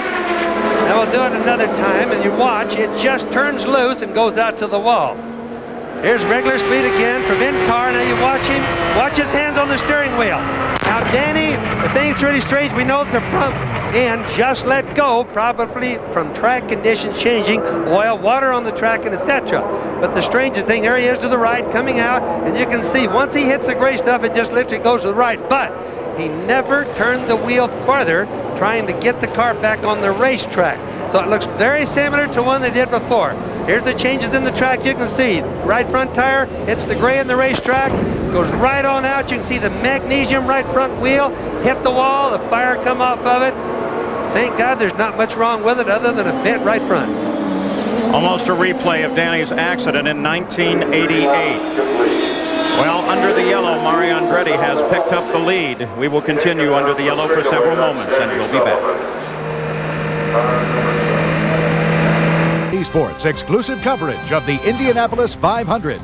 Brought to you by Goodyear, #1 in tires. By the Heartbeat of America, Chevrolet, and your local Chevy dealer. By cold-filtered Miller Genuine Draft. Get out of the old, get into the cold. And by Craftsman, a line of 1,600 hand tools made in America, guaranteed forever. Back live at Indianapolis, your ride with Nigel Mansell, but let's go to Gary Gerald. Ed Nathman calling the shots for Danny Sullivan. You had word with him. What was the problem, Ed? Well, from the very beginning, we had a pretty good push in the car. In that first pit stop, we tried to cure it with some wing and new tires, but just wasn't enough. When he got behind cars and traffic, the front end would just go away on him, and he was trying to pass Johansson, I believe, at the time, and front end just gave up, and he went into the wall. All right, we're sorry you're out of the race. We'll see you at Milwaukee next week. Coming up later today on ABC Sports, it's one of golf's most entertaining events. Hall of Famers Nancy Lopez and Pat Bradley will join the LPGA champ Betsy King for the final 9 holes of the J.C. Penney LPGA Skins game. That's today at 3:30 Eastern, 12:30 Pacific here on ABC Sports. So from racing to golf this afternoon, we should be another lap before they come to the green flag as you look through the running order.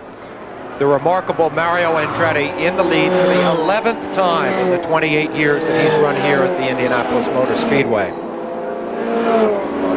So Danny Sullivan has now failed to finish in 8 of 11 Indy 500 races. And But he Mario won one of Andretti them. is the leader. He is now led in his 11th Indy 500. Here's Jack Arute. Paul, when a race car gets loose, you have to make a change. You look to the rear wing. That's the case with Scott Goodyear. They made 2 stops to change this. It's called a wicker bill. Now, this is slid in the rear wing. It creates more downforce. And with the track consistency the way it is, they are having problems. This is the way teams are going to try and make the change. The reason they had to come in twice, there are so many radio antennas here on race day. Every team is having problems understanding and being able to communicate with each of their drivers. There's a lot of radio interference today. Jack, the amazing thing is those stops by Scott Goodyear did not keep him off the lead lap. That's how quickly they were able to change that wicker bill. They can do it in approximately 5 seconds, but remember, they had to do it in 2 stops because they didn't get it done the first time. Take a look at this. Former winners of the race and where they run. Andretti, Lyondike, and Fittipaldi, 1, 2, 3. Big Al is now led in his 11th 500. Al Unser Jr., the defending champion, is 8th. This illustrates a point as you see Mario Andretti here in his Ford-powered Lola that we were talking about earlier, which is how much experience might come into play in this reconfigured track. There's less room to run in the turns, as we've said, and you have to have more experience than before reading the groove, the part of the track that really works for you. All these previous winners have been around racing a long time, and they know what they're doing out there.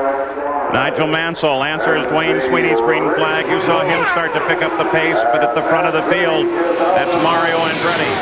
Leading Ari Lyondike and Emerson Fittipaldi. They run 1, 2, and 3.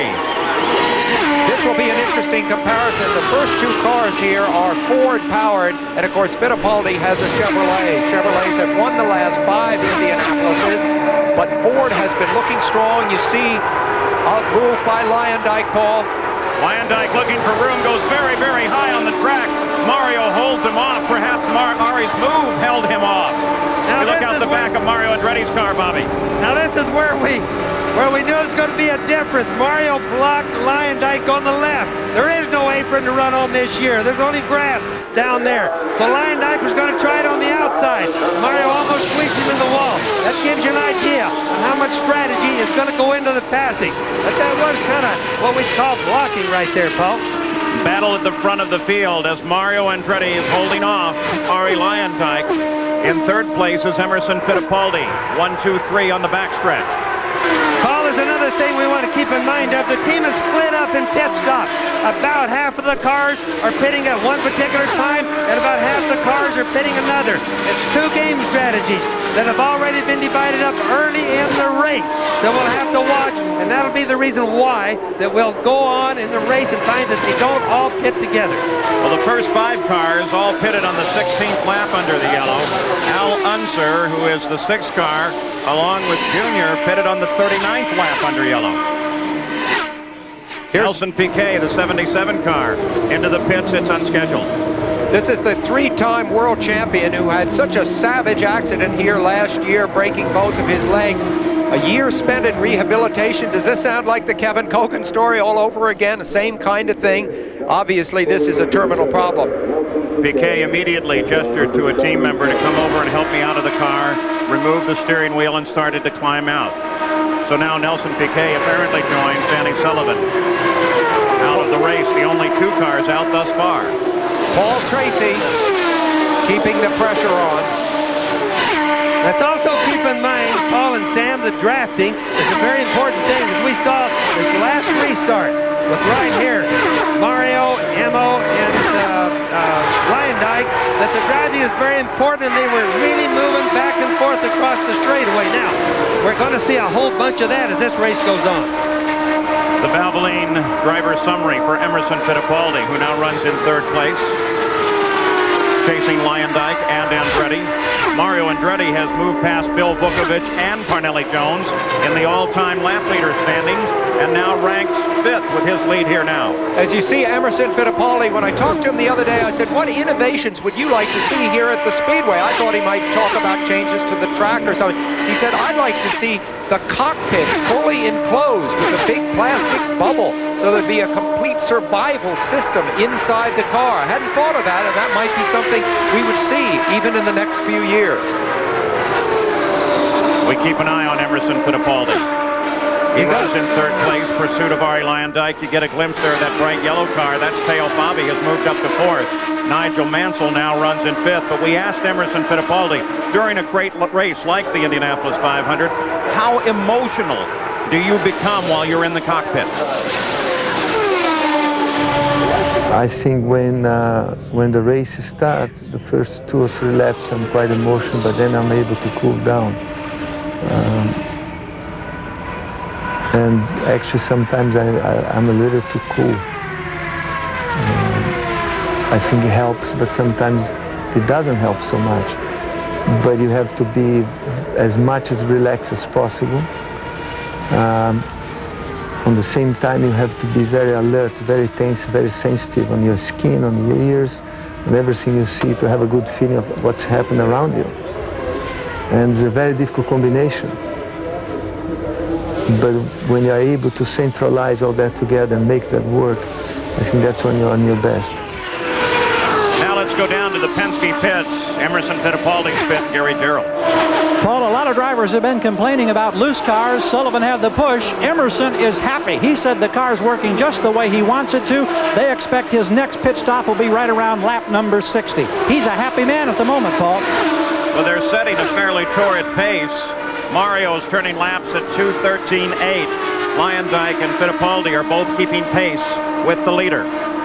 We've just crossed over the 100-mile lap. We're at 43 laps, the 100-mile mark.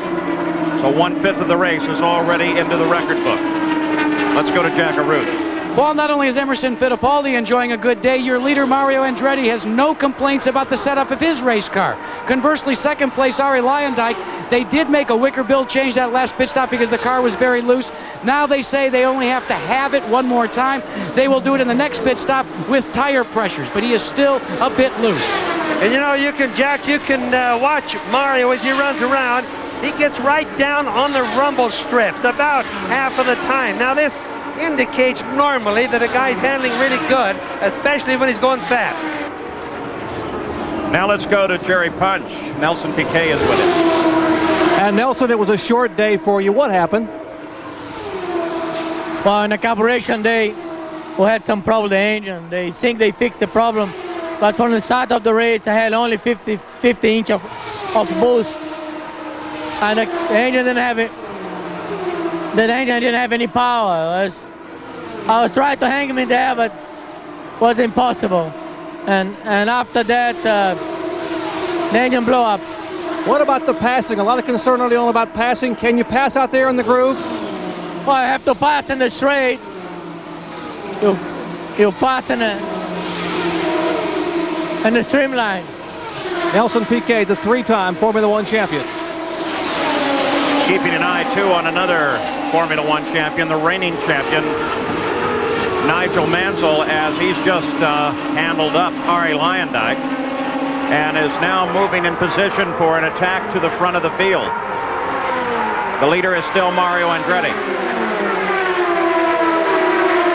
Mario, you see Emerson Fittipaldi closely pursued by Nigel Mansell.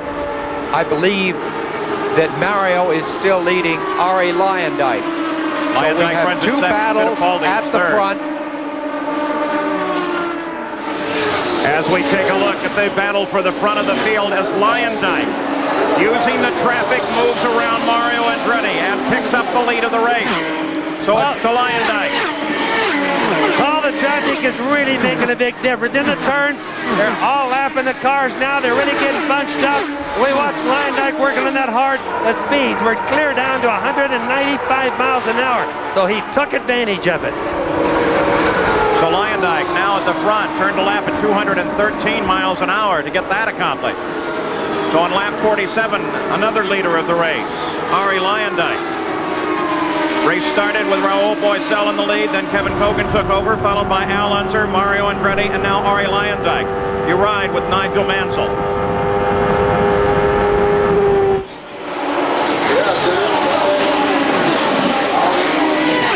Mansell is driving, by my view, a tremendous race. He's been cautious throughout, but he's staying more than just on the lead lap, which is a crucial tactical thing that you must do. He's pushing it very successfully with no mistakes. That's Lynn St. James that sits just ahead of Mansell. Emerson Fittipaldi, just passed by Mansell, now tries to close. The traffic very definitely a factor, just as many of the drivers worried. Let's get an update on Nigel Mansell. Well, in the midst of the biggest race of his life, Nigel Mansell radioed to his crew. He's enjoying himself. He says, I like the cautions. It's like stopping for a bit of tea. Oh, come on. That's the spirit of Nigel Mansell. I'll tell you what. He has enjoyed every minute that he has been here during the month of May. The question is, will he continue to enjoy the race, though, because his Phoenix crash left his back really hurting. He had over 100 stitches. They've had to siphon blood out of a cavity there in his back, and I think as the race goes on, it's going to be tough for him. Well, you know, as we watch him over here in turn 2, Sam McCauley, get through here really nice. He has a good line, he's aggressive, and he realizes that it's early in the race. So I think the guy's pretty smart.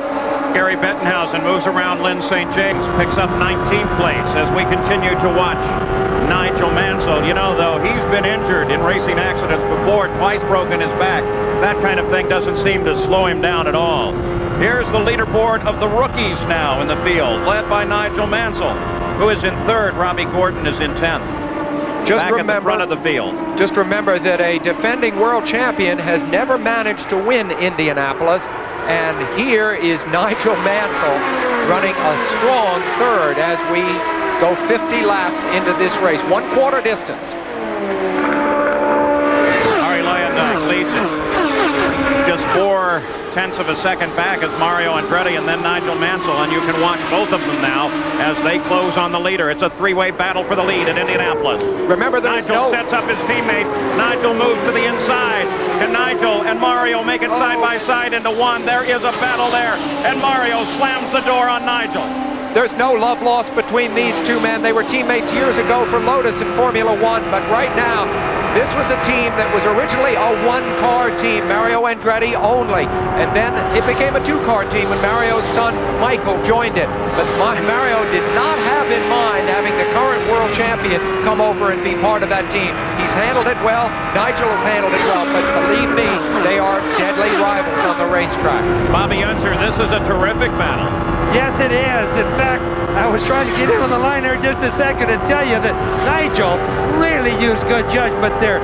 Opposite of what he did at Phoenix, Bob, because he went under Mario. He technically, in our world, had him passed, but he backed off, let Mario go on in there. And in traffic, Bobby, they're coming toward you again. Yes, and Nigel's going to take another run at him. He's getting back now in turn 2, coming off of turn 2, and he's really going faster than Mario. He's going to be trying some passes at the end of the straightaway, using the drafting to help him do it. The Valvoline race summary after 50 laps, 1/4 of the distance here as Mario begins now to poke his nose under the side pod of Ari Luyendyk. One thing thing working for Nigel as we see him pursuing Mario here is that in a sense everyone in this race is a rookie, just the way he is because of the reconfiguring of the track. Everyone is trying to find out what's going on out there. Nigel showing Mario, sometimes you pull out like that just so that your rival sees you in the mirrors. You can try to shake his concentration. It's just a little hello, here I am. Well, pretty soon he'll surprise him, Sam, and he'll drive right on by because he does have a little bit of speed on Mario right now. And Bobby, don't think that Emerson Fittipaldi, who lies right behind him, isn't thinking, oh, look at those guys race. On board with Nigel Mansell. Fittipaldi may drop off of this battle. He currently runs in fourth, but he is due to pit on the next lap. He last pitted on lap 16. That's the same lap that everybody at the front stopped on. So one would assume that there goes Nigel. He moves to the inside as they come across the line. And can he hold the line down to the inside? He does. And Nigel Mansell takes over second place from his teammates. We can tell each lap, each turn, he's getting more confidence. He just looks better going through the turns. He's more in a good racing line now than we've seen. And here is Emerson Fittipaldi. Let's go to Gary. Emerson Fittipaldi ducked into the wrong pit area momentarily, Paul. Then he found the right spot, and he's getting the routine service. We don't see any adjustments up front. Earlier, he radioed the crew that he loved the way the car was handling. He's away smoothly. Oh, on the outside, one of the Bernstein cars. They came within inches of each other on pit road. These stops being made under the green on the 54th lap, the second set of stops in the race, though a couple of these are staggered. Let's watch Fittipaldi as he comes in, as Gary already suggested. He missed a pit. They wave him out of there. No, that's wrong. That's incredible because that's way far away from where his pits are. But let me tell you, as having driven in this race, it can be very tough. You're headed down. Everybody is waving at you. Stop here, stop here. And Mario Andretti, again, a green flag stop. Jack Root is there. It's a nominal pit stop for Mario Andretti, taking fuel and tires. You can see no major changes. I repeat, no changes in the handling. 15 seconds in and out for Mario Andretti as he accelerates on that newly constructed access road coming out of the pits. And at the front of the field, it's now Arie Luyendyk, but perhaps not for long as Nigel Mansell sweeps around. And Nigel Mansell, the rookie, who he's the reigning world champion, is in the lead, Bobby. Paul, you have to notice that was a pass on the outside. Nobody has told Nigel Mansell that you can't pass out there, especially when the racetrack is slippery. That was a fantastic pass. Nigel Mansell is capable of doing a lot of passes that some others may not. Bobby, when I talked to him earlier this year at his home in Clearwater, I asked him what made him better than the others, and he gave me a couple of evasive answers, and then he said, well, I go into the turns faster than they do, and that was evidence of it right there. And Nigel Mansell now heads into the pits. He last stopped on the 16th lap. This is lap 56, so he's carried the car a fairly good distance, and Jack Root awaits his arrival. The first pit stop of IndyCar competition at the Indianapolis 500 for Nigel Mansell. Trying to slow him down, he locks it up and hits the marks exactly. As we listen, and you watch, no changes on Nigel Mansell's car either. They're going to live with it the longest part of this activity to take on the fuel, and he is off and away in 16.7 seconds. Jack, this team has really hit the setup when you think about it. Both their cars in and out of the pits with no major changes of any kind. Mansell moves back to the fight. Arie Luyendyk picks up the lead, but he is due to stop at any second. In fact, he is already on pit road as well. So here is the leader, Arie Luyendyk, and that will give the lead of the race back to Al Unser. Now, Unser last stopped on the 39th lap. This cycle we're seeing are all drivers that stopped on lap number 16. Arie, too, seems satisfied with the car. No obvious changes. Let's go to Jack. And Paul may have made a wing adjustment on Arie Luyendyk's car. They are still having problems, and in 15.9 seconds, they changed the front wing and the rear tire pressures, trying to cure the loose condition. So with those stops, Al Unser picks up the lead of the Indy 500. He's running laps at 200 miles an hour. His son, little Al, currently runs in second place. And Arie Luyendyk came out of the pits running in third. We'll be back.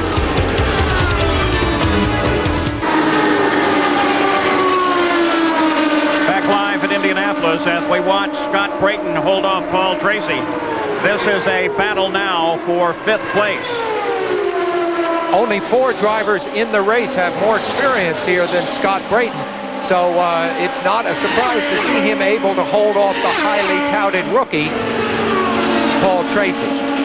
With the pit stops being staggered now, one group stopping on lap 16, and then again a few laps ago in another group waiting until lap 39, the second yellow. There's the 59 car. That's Eddie Cheever, that last-minute jump into the Indy 500 as he makes what appears to be a routine stop. And this is Roberto Guerrero. That is a stop-and-go penalty being assessed. He was black flagged. Boy, look at him power that thing on. Almost lost the back end. He was black flagged and called in for that penalty because he exceeded the pit speed limit of 100 miles an hour.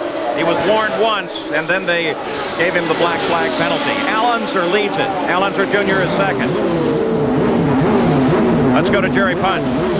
Al Jr. has his car on pit road. Remember, they changed the Wickerbill earlier. This time they make an adjustment to the right front wing because Al Jr. had complained of having a push going in and being loose coming out.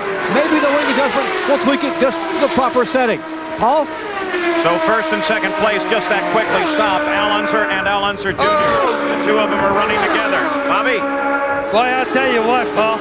Watch the black strip on the outside of the turns. Right there, you see the red and white car, the Marlboro car coming out. They don't get into the black right now. The turns are slippery. The racetrack is slippery. The speeds are down to 200 miles an hour. There's Scott Brayton in the pits. But watch now. The track is just very slippery in the normal groove. So the track is changing. You suggested, Bobby, the groove may move up on the track as the day wears on? Yes, right now they're going as low as they can, Paul. They go to the apex of the rumble strip in the middle of the turn. They're not going out to the wall coming off. Now as the time goes on, we're starting to see a few of the cars are going up higher in the middle of the turn. But they're still coming off down low because that's where it's the driest. Scott Brayton entered the pits in 4th place. And take a look at this. John Andretti is now the leader of the Indianapolis 500-mile race. John Andretti, who did not have a ride coming to the last day. And now Robbie Gordon moves past John. He just did it on the back straightaway. And Robbie Gordon, the rookie, picks up the lead.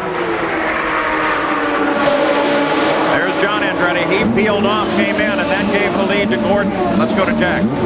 Paul, the biggest smile on pit road is from A.J. Foyt. He is voicing, he is actually signaling to John Andretti something, trying to give him a word. Let's see if we can find out exactly what it was. A.J., what did you tell John? I was telling him reset fuel button because we're kind of gambling a little bit and we just wanted not to run out. That's the man. So with John in and out, Robbie is next up. And Robbie is on the pit road as he'll head down to A.J. Foyt's pits. And Jack Arute continues to watch. It is absolutely amazing, Paul, as A.J. Foyt watches first place, then second place, and now Robbie Gordon, your leader, comes in, his team car. He takes the water bottle. They are making no major changes on either car. Gordon trying to maintain his composure. Remember, he is the rookie team with John Andretti. And they pull as we watch Paul Tracy. Let's go to Paul. Now, Paul Tracy makes a stop at the same time as Robbie Gordon, though a little bit longer. Paul Tracy rolls back into the fight, but he's fallen out of the top 10 on this stop. And notice how carefully he rolls through the pits. Now, at this point on the track, they can pick up speed and move back up to racing speed. These stops, again, all under the green. There's Jeff Andretti, the familiar Andretti helmet. After a year of rehabilitation, is back running the Indianapolis 500.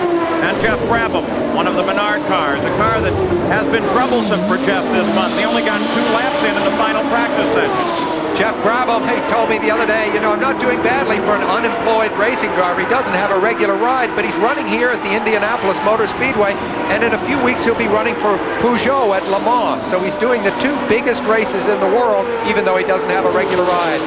There's Dominic Dobson leaving the pits in a sister car to last year's winning car.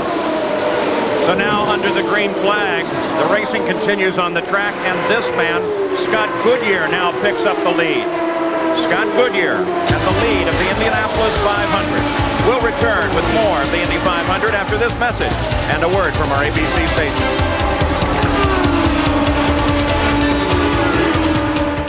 Back live in Indianapolis, you look down from the Goodyear Blimp Spirit. The captain is Aaron Jenkins. By the way, the Blimp is traveling at 32 miles an hour, while Nigel Mansell, the leader just below us there, has been traveling laps at 210.5 miles an hour. He is chased by his teammate Mario Andretti. Take a look at the Valvoline driver summary. Started in 8th place, now 1st.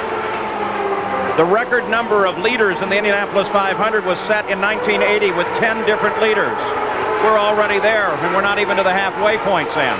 Well, I think what set up the situation, as you see the Blimp there, with a staggered first series of pit stops. So half the field, in effect, stopped early, and the other half waited. And as the race is shaken out, it's starting to form up now to an understandable thing. But certainly in this last, in the first quarter of the race, it's very confusing. So Nigel Mansell at the front of the field. Mario, then Emerson Fittipaldi. 4th is Teo Fabi. Arie Luyendyk is 5th. Al Unser, followed by his son. 6th and 7th, Robbie Gordon is now in 8th. 9th is John Andretti, and 10th is Scott Brayton. You are riding there with Nigel Mansell. We ride with Nigel Mansell.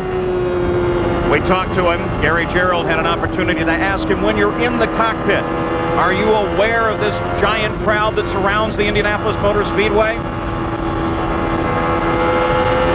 What are your concerns during the race itself? I think the biggest thing is that I've never raced on an oval before. I mean, I tried at Phoenix, but didn't quite get there. So, I mean, it's going to be very difficult, and this is not just an oval, this is the fastest oval, the super speedway. I've just got to keep an open mind. I think I want to stay out of trouble. I hope that the car is reliable, and you know, I've never gone more than 200 miles in my racing career. So to do 500 miles is going to be a new experience as well. To be in the car over 3 hours probably is definitely going to be another new experience. I mean, I'm going to be doing a lot of firsts this weekend, and I just hope I can come through it all and you know, draw on the experience and gain a lot of strength and go on from there. So Nigel points to his greatest concern as he passed over the 200-mile mark, or will pass over it here 4 laps ahead. That'll be the longest distance he has ever driven, so he will pass into unknown territory. So far, he has handled these pit stops very well. Notice how little he has to move the steering wheel as he goes through the turns.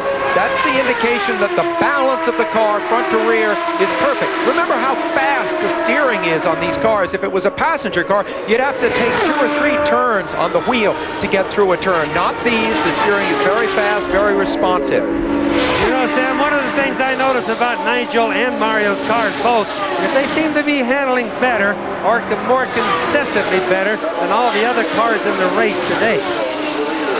There is no contest at the front of the field as we look through the running order at the conclusion of the 76th lap. Everything runs static down through the top 10. We've reached that point in the race where the race tends to settle just a bit. It's really the Newman-Haas team placing 1st and 2nd with pursuit by the Penske team. These are the most powerful teams in IndyCar auto racing at this point, and right now they're occupying the first 3 positions in this race. The last time that team cars finished 1st and 2nd was in 1962. Bob Wilkie's leader car team. Roger Ward winning and Len Sutton in 2nd. Or when Len Sutton pulled in at the end of the race, his throttle fell off. And A.J. Watson, his crew chief, said, well, they're only supposed to go 500 miles anyway. Now you can really see the difference. Watch Mansell back there working on his prey right in front of him. But watch how he's been doing this stuff. He went across the short chute, got a run, passed him coming off in 2, and right down the long back straightaway with an easy pass, Paul. Remember, Danny Sullivan pushed up into the wall, and there was contact. Now he is with Jerry Punch. Danny, a short day for you and a close call. What happened out there? Well, we're not really sure right now. We might have found something that was a problem, that maybe a piece broke, but just going into 3, I just radioed in and said I've got a lot more push than I've had, and we had just put more front wing in it and tried some stuff to get less push. And part of the way around 3, I just had no more steering. I mean, in terms of that the wheels weren't turning the car. I mean, I had plenty of steering in my steering wheel, but didn't change direction and just went straight up and got up in the gray and couldn't turn the car at all and hit the fence coming off a 3. And so hopefully we found what it is. But those are kind of the ones you walk away from going, boy, I really wish I knew what happened. Let me show you how close a call Danny Sullivan had. Look at his race car here. This spot right here is the lower A-frame from the right side of the car that's come all the way through the tub, underneath his knees, and pierced through the left side, extending out. Danny had that close a call with the wall, guys. Of course, all of these cars very carefully designed to account for safety. Nigel Mansell still leads, chased by Mario Andretti, but you see now that Fittipaldi is closing in, trying to catch Andretti. For the moment, they have a separation between them. That's the 76 car, Tony Bettenhausen at the wheel. 10 different leaders in the Indianapolis 500 thus far, as we've just passed over the 200-mile mark. So Nigel Mansell is an unknown territory. Of the Indianapolis 500, brought to you by Molson. The call comes down from Canada. Crisp, clean, refreshing. Molson, answer the call. By Goodyear, #1 in tires. By the Heartbeat of America, Chevrolet and your local Chevy dealer. And by Visa. It's everywhere you want to be.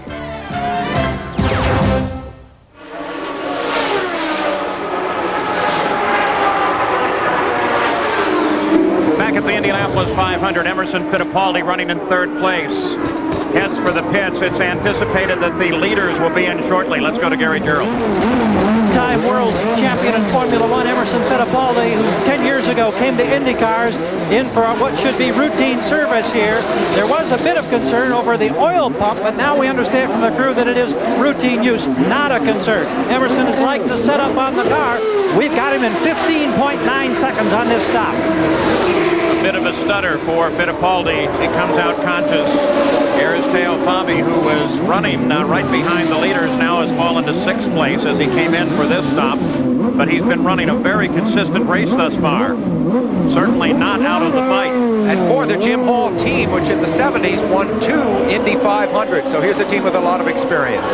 Report on the weather, Sam and Paul. Everything is really looking good. We can look a long ways to the west.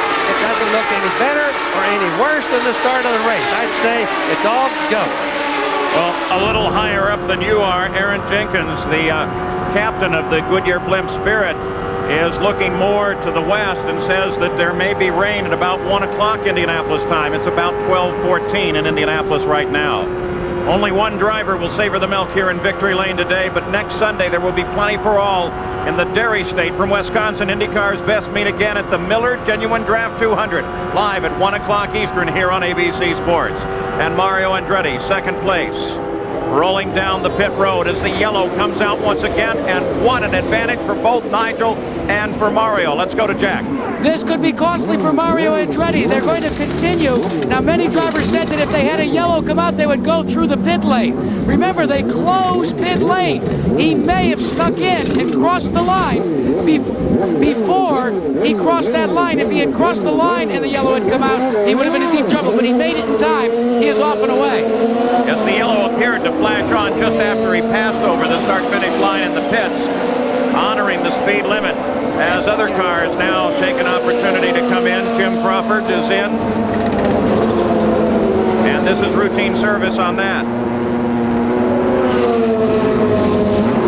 So Crawford is now in and out. So Nigel Mansell should be expected any time now. He's completed the 89th lap, expected, of course, after they open the pits, which are now closed. Nigel begins to slow and get the field in tow behind him. Well, Paul, he's really got to slow down, too. He looks like the old days of when we had the number system out here to slow the cars down. He may be slow now, but he did 200 autographs in 1 hour at a autograph session down in Australia earlier this year. Here's Gary Bettenhausen on board with a man who would desperately like to succeed at this race, a whole family committed to the idea of winning the Indianapolis 500. His dad killed here in 1960 in a practice run. And Gary Bettenhausen has really carried the torch for that family ever since. The cause of the yellow was the 60 car, Jim Crawford, who caused the first yellow. Spun and continued. Jim Crawford did it again. They're averaging 173 miles an hour to this point.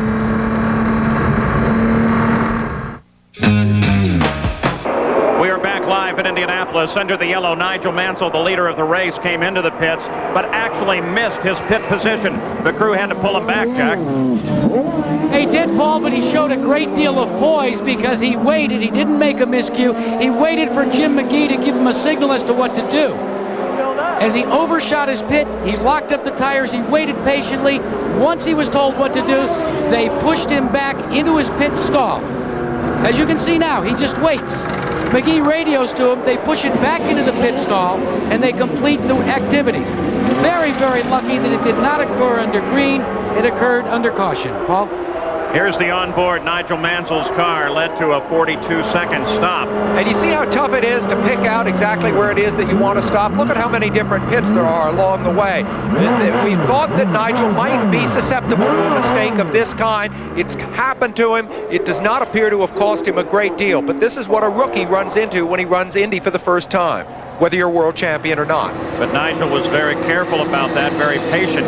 Once the mistake was made, he did not compound it. Let's go to Gary Gerald. There were problems on the stop for Scott Goodyear as well. He was running in 8th position, Paul, came into the pits. They made the service. He started to pull out. The engine died. They had to go through that whole procedure of getting it restarted. He was in here about 30 seconds. But again, because of the yellow, it didn't cost him that much room on the racetrack. And you know, Paul, another thing, we think Fabi Guerrero and Emo lost a lap on that by pitting at the wrong time. Pit stop came wrong.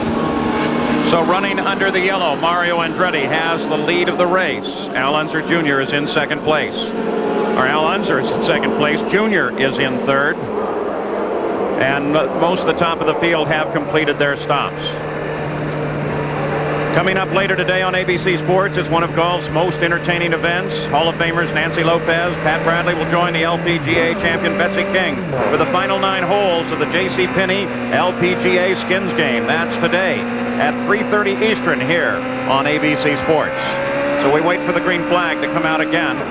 Mario Andretti has the field in tow as the leader of the race. You ride with him. He is followed by Al Unser, then Unser Jr., then Arie Luyendyk. In 5th place is Paul Tracy, then Scott Brayton, then Nigel Mansell has fallen to 7th. Scott Goodyear is 8th, and John Andretti is 9th. So that mistake means Mansell is going to have to do some passing here. He's proved he can do that, but it's an exciting situation with Mario ahead and Nigel poised to pick up speed. Back up to speed once again as Mario Andretti down on the inside looks for racy room, coming up through the pack in this field. The closest car in pursuit will be the 80 car of Al Unser, that red and white car. Mario comes past Bobby Unser. Down out here, they're still running it very low on the racetrack, Paul. The track is still slippery. We expect the oil, and the neckwoods will just start soaking in before too long. And when it soaks in, Bobby, does that mean that now it will be better and they can go back and run down on it?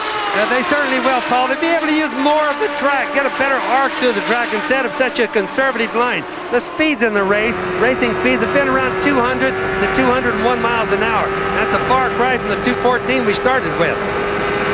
You know, the leading 2 drivers at this point, and you see Mario, here's a pass by Little Al. Jr. as he moves around Arie Luyendyk as they battle for 3rd.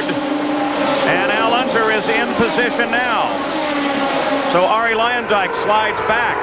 He was ahead of Little Al for a moment there, and then Al took him right back. It's the Andretti's versus the Unsers with Mansell part of the mix.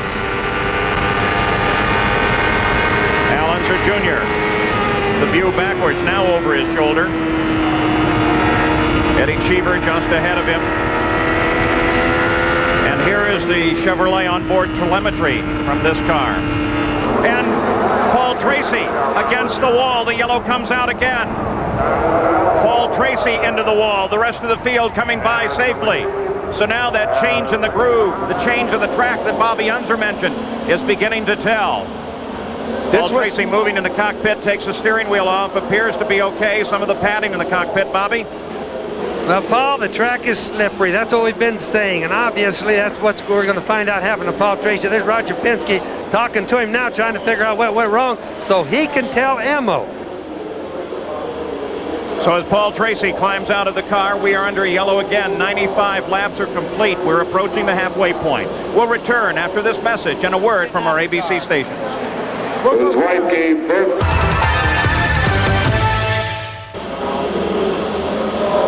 We're back at Indianapolis as we watch the cleanup crews here take care of Paul Tracy's wounded car and also clean up a spill of some coolant that has drifted across the track. There is Tracy as he got into the wall. One report is that he may have been very close to another car trying to get under him at the time.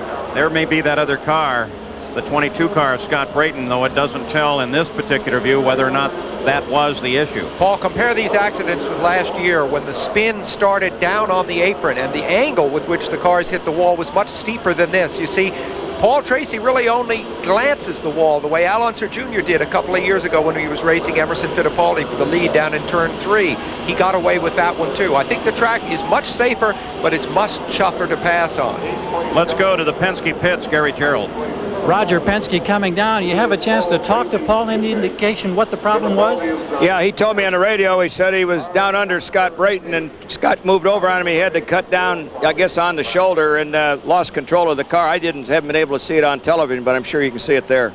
Is there any indication, are the changes in the track making it tougher for your drivers this year? No, I think everyone's really looking out for each other. They're giving each other the room they need. You can see it in the lap times. We're running a 2:05 to 2:09 is a real good lap time. So basically the track has slowed everybody down, but it's the same for everybody out there. Is Emerson happy? Yeah, right now, yeah, he was running 2:09 there that last segment. It was good and bad luck in that accident because it put Emerson back around because we got caught on that yellow when he came in, and then it went yellow right after that. But at least better than last year when both of your cars went out at the same time. Thank you, Roger. Thanks. Let's go to Jack. Well, Gary, don't expect to see Arie Luyendyk being too racy on this restart. The Ganassi crew has radioed to him to go to full lean. They're beginning to be a little bit concerned about having enough fuel to go the distance. So he is going to back off the throttle for a while and wait this one out. Under this yellow, Fittipaldi comes in. They top off on fuel. Fittipaldi is the leader of that group, one lap behind, running in 10th place. The leader under yellow is Mario, followed by Al Unser, then Al Unser Jr., then Arie Luyendyk. The top 4 are former winners at Indianapolis. 500, brought to you by the Heartbeat of America, Chevrolet, and your local Chevy dealer. By Miller Genuine Draft Light, the cold filtered light with smooth draft taste, MGD Light. Say no more. By Valvoline, people who know use Valvoline. And by Prescription Strength Lotrimin AF, the cure that gets it all. Hovering at 1,000 feet, the Goodyear Blimp Spirit is one of 3 blimps in the Goodyear fleet and the largest, over 200 feet long, drifting over the Indianapolis Motor Speedway, helping with the coverage here today. The view down, you can see some of the crews are heading back to their station, and the yellow will soon be over. Well, you can see the golf course down there on the left. I had a chance to walk it the other day, and the first thing that caught my eye was that the retaining walls are made of sections of the old track wall that was disassembled last year. Designer Pete Dye seems to have done a wonderful job, and I'm sure the Speedway's pro Raleigh Schroeder will soon be besieged by requests to play this course, especially from the drivers, because at least half the drivers in this field are devoted golfers. Beautiful circuit. Still under yellow. Mario Andretti has just completed the halfway point, 250 miles. At the conclusion of this lap, should it rain, it will be an official race. We'll be back. Imagine. We're back live at Indianapolis, the 77 500, the Valvoline race summary. Mario Andretti is the leader. We have had 10 different leaders matching the record set in 1980. In second place, it's Al Unser, followed by Unser Jr. Out of the race, Danny Sullivan, who hit the wall. Nelson Piquet had his engine let go. Stan Fox is out of the race. And Paul Tracy, of course, brushed the wall, bringing out the yellow. More than brushed it, he hit it.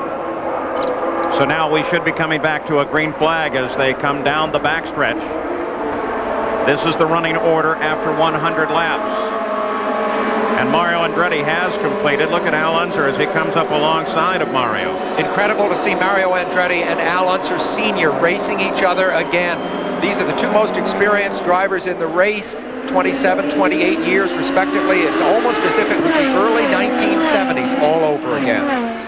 Raul Boisel is right there with the leaders, though he is a lap behind the race itself.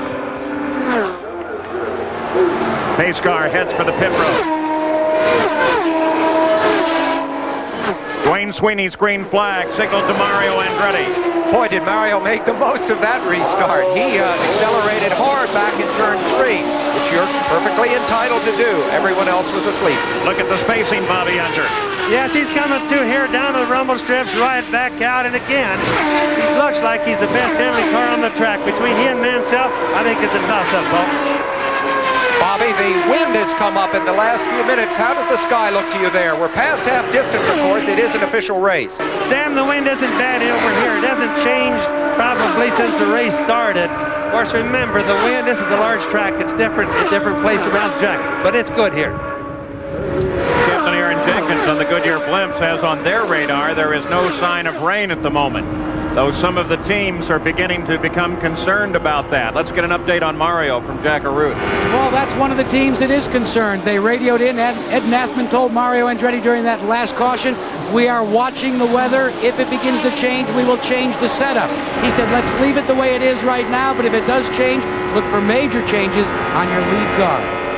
On board second place, Al Unser Jr., 9 seconds behind the leader Mario. And Mario, as we watch Brayton and Lyondike, this is a battle for third. Brayton sits in third at the moment. Mario has passed Wilbur Shaw, the all-time lap leader, is now ranking fourth as he continues to roll up laps in the lead. Well, you can watch as the cars come out of that turn we just saw there at the different grooves that they take. Just look at the difference between the guys that run out where it's black, the guys that are down where it's gray. How much has it changed since the start of this race, Bobby? Oh, it's probably changed, I would say, at least 4 times already, Paul. I can see tracks way out into the gray, and most of it now they're back to the bottom of the racetrack. Pretty much of a normal groove. And that's where being a veteran pays off here. Mario Andretti, the most experienced driver, starting this race today. Nigel is now closing in on Arie Luyendyk, making it a 3-way battle for third. Scott Brayton in that brightly colored number 22 car currently occupies it. The 3 participants just flashed past one of the wall-mounted cameras here. Here they come again. Experience is really paying off. The first 3 drivers have all been in this race more than 10 times. They've been through this sort of thing before, and they are veterans of the configuration of the track before that inner strip was paved, and now for this year unpaved. So they're racing on a track that was familiar to them from a couple of years before. Nigel Mansell running a very high groove right here comes Luyendyk. Luyendyk very much reminiscent of his pass of Bobby Rahal to win the Indy 500. Luyendyk just dusted young Brayton off, and now here comes Nigel Mansell. So both of them pass just that quick, and as Bobby Unser suggested, on the entry to the corner. And he slid clear out into the grate, Paul. I don't know if we all got that or not, but Luyendyk went down there and he slid right out of the grate, had the soft pedal, and it looked like he was going to get past again in the short chute for a little while there. So a change at the top of the order, and very quickly. Let's update on Luyendyk, Jack. Paul, the radio went out to Luyendyk. We're okay on fuel, turn it back and go for it. Arie Luyendyk was reporting earlier, Jack Arute, that he was having trouble when running in traffic. Have they been able to correct that yet? They are still chasing that problem, Paul, but so far they've made minor adjustments. They don't want to do too much because, as Bobby Unser has said, the track continues to change. Riding with the leader, Mario Andretti now. His fastest lap thus far at 213 miles an hour. His last lap at 209. You can see the skies have turned leaden overhead. But still, no report from the blimp of a hint of rain. Weather from our position, Paul, still looks good. I don't see any problem. I can't see anything getting any darker over here. It's kind of light off to the west, and that's what we want. Mario Andretti out by the pool at the Speedway Motel the other day, wearing his reading glasses in public for the first time. I think he's realized that it's, after his Phoenix win, it's okay to be old now, as long as you're still fast. Demonstrably, he is. Lyondike. Unser Jr. separates them from the leader. And now, look at this game of cat and mouse as Mansell and Lyondike battle going into turn 1 and coming toward Bobby. Now remember, Mansell's car's not been bothered in the wind. We've watched him race, we've watched him up close to people, and he's moving up on Lyondike right now, so I don't think the air disturbance is going to bother him, but Lyondike will worry about it, Paul. Bobby, Mansell seems to be running an awfully high line off these turns. The latter part of the turn, he's pushing right into the gray stuff. That's right underneath you. As I said just a bit ago, Sam, Mansell's car is handling and the racetrack has gone back to more of a normal now, which means that the fluids that the guys have lost, oil, water, and etc., is soaking in. And the track's really looking like it did more towards the start of the race now. Paul Tracy hit the wall earlier. Now he's with Jerry Punch. And he hit it awfully hard, Paul. Paul, a tough afternoon for you. What happened? Well, we were out there running pretty good, and I was trying to get by Brayton, and we went side by side down the straight and went into 3 together, and he clipped my front wheel with his back tire, and it knocked the front wheel out of alignment and went me straight up in the wall. I feel like that for the crew and all the sponsors, Marvel Racing. It's a tough day. We were running good, and we'll be back at Milwaukee. You hit awfully hard. You got some marks on the uniform here. Are you okay? Yeah, I'm fine. I got some marks, and I'd say the biggest thing that's hurt is my ego. So we'll be back next week, and we've been out testing Milwaukee, and I think we're ready to go there. Paul Tracy. Of course, ABC Sports will be there too. The Miller Genuine Draft 200 next week at Milwaukee on the famous Milwaukee Mile.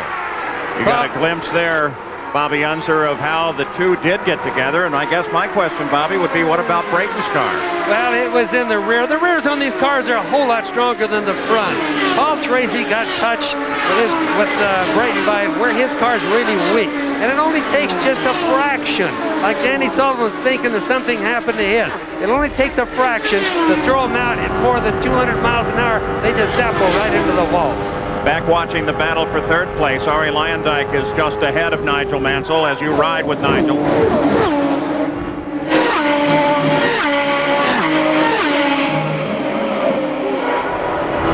When you see the in-car like this, condensation you see is not rain, not moisture from the air. More often than not, it's a blowback from the car in front of them. Might be a speck of oil or something as they run up through the gears. So as yet, no rain that is a real concern. The second place runner is Al Unser Jr. There is a concern in that pit for how many tires he will need before the end of the race, Gary Gerald. Was a concern, Paul. The key word now, there is no longer a concern. You see this? A fresh sticker, brand new tires have just been rolled out. They got one more set from Goodyear. They've got 3 fresh sets now ready to go. They're not scrubbed. That'll give them maximum adhesion. Rick Gallis is very happy that they just got this stack of tires. But earlier there is Nigel Mansell as he gets Arie Luyendyk for third place. And now Mansell has an opportunity to look ahead to Al Unser Jr. That's slower traffic just ahead. And Nigel takes care of it with no problem whatsoever. Well, you know, seeing him carve up the field like this, you'd think he's kind of a hot-headed guy, but he really isn't. He's extremely deliberate personally. He puts his gloves in one place, his equipment bag in another place in the truck. Everything has to be in order so that his mind is organized so that he can do this kind of thing out on the racetrack. Sam, it's amazing how much I've watched him grow up or learn or get smarter during the course of this race, and this race is only a little bit more than halfway old. The guy's capable of learning faster than anybody I've seen in a long time. Well, Bobby, we understood that in comparison with Alain Prost, who has taken over Nigel's seat on the Williams team in Formula One, Patrick Head, the engineer there, offered this comparison. He said, Nigel is very accommodating. He'll put up with anything. Whereas Prost is very finicky and has to everything just a certain way. And Nigel can put up with anything. As we ride with Nigel now, we can go back and take a look. This was a few laps ago. That's Arie Luyendyk just in front. And this is the pass as both of them looking ahead to slower traffic. See, when Arie threw that block on Nigel, it slowed him up going in. And that's why Nigel, who saw what happened, was able to pick him up coming out of the turn. A neat bit of driving by both men. Here it is again, different view. And if you notice, Paul, that's right across the short chute. Like we said, that probably would happen earlier. Slow down going into the turn, accelerate across the short chute, and that's exactly how he got that one done. So Nigel lost his Ari Leyendijk lost his momentum, and Nigel took advantage of it. Nigel seems very conscious of momentum and keeping your speed up on this giant speedway, 2.5 miles around. Well, also momentum in terms of his career. Here he is, the defending world champion. Here we're looking at the this is the radar, the weather radar on board the blimp. Of course, we don't know what direction it's pointed, but we assume it is pointed to the west, and all you can see is ground clutter. So no radar measurable rain from the blimp. So for the time being, we're safe here, Bobby. Paul, I'd just like to report that your weatherman in turn 2 has been right so far. We still can't see any rain, and it looks lighter. I think you've got a future, Bobby. So Bobby Unser doubles as a weatherman in his position in turn 2. We'll return with more of the Indy 500 after this message and a word from our ABC station.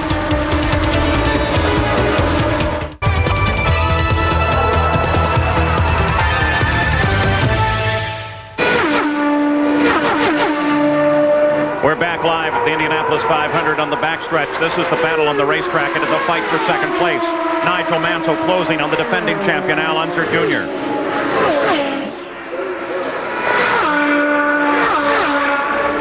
You know, Paul, as I watch him when he comes through turn 2, Nigel can get to Little Al, but he can't seem to work past him. Now keep another thing in mind. At the Ford, Nigel Mansell, the one behind, number 3 car, that's Little Al's in a Chevy.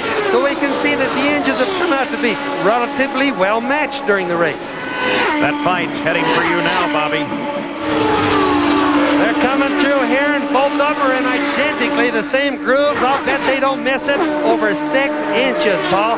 So I kind of think maybe Nigel is not really trying hard to pass Little Al, but possibly just learning from him. And Nigel has learned the lesson of staying stuck on the back of the car in front of him.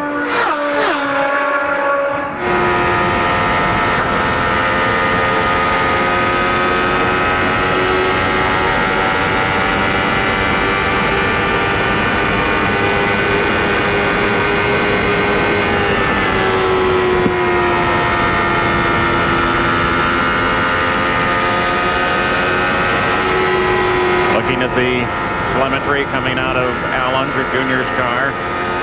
Speed, RPMs, throttle. Watch the throttle especially.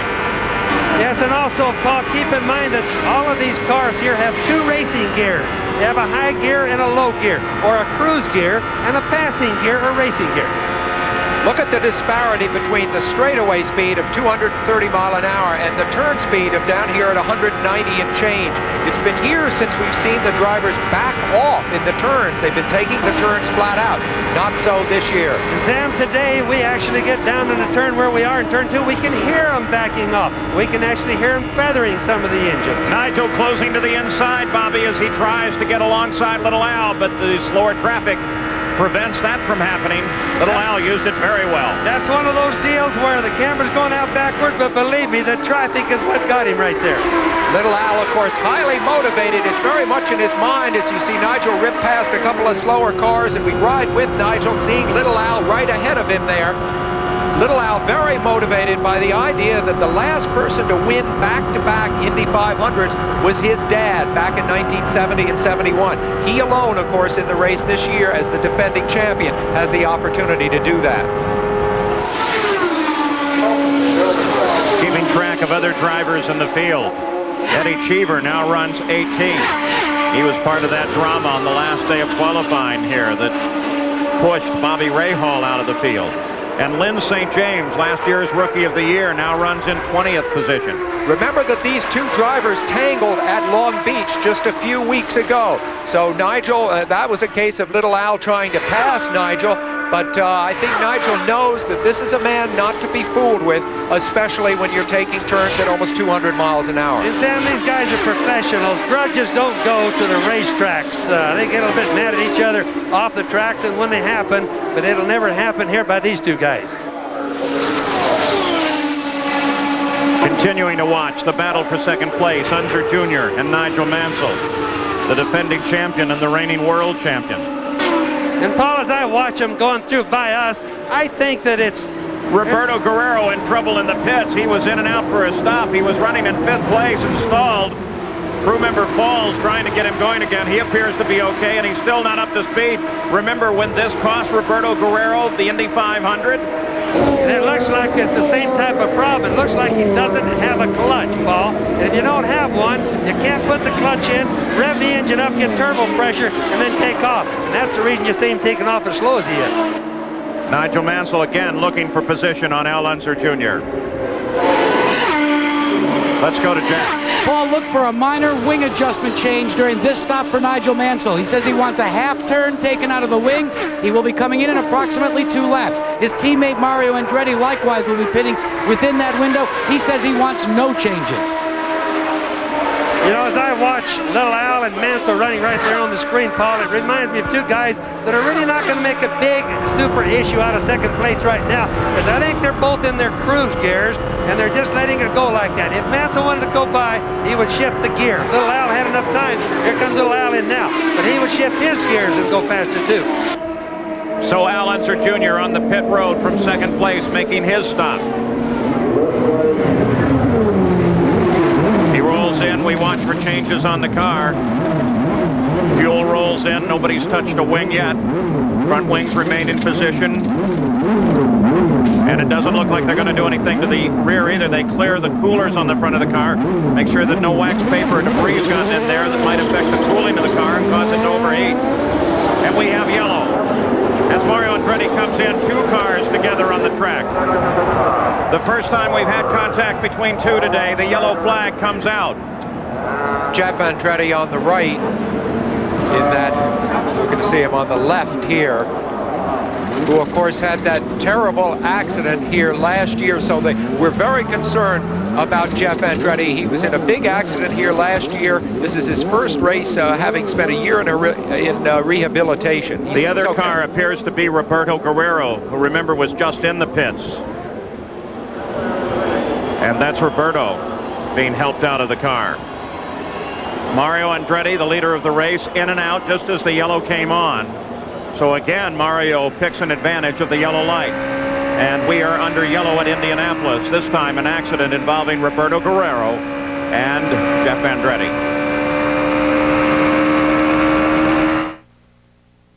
Pressure. The game is up in the air. It's exclusive coverage of the Indianapolis 500.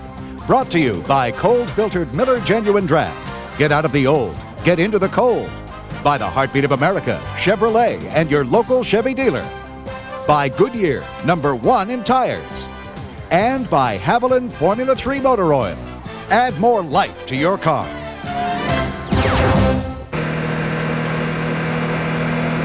We're back, still under yellow. Here's the lineup under this yellow flag. An accident involving Roberto Guerrero and Jeff Andretti, though both drivers climbed in and out of climbed out of their cars rather quickly.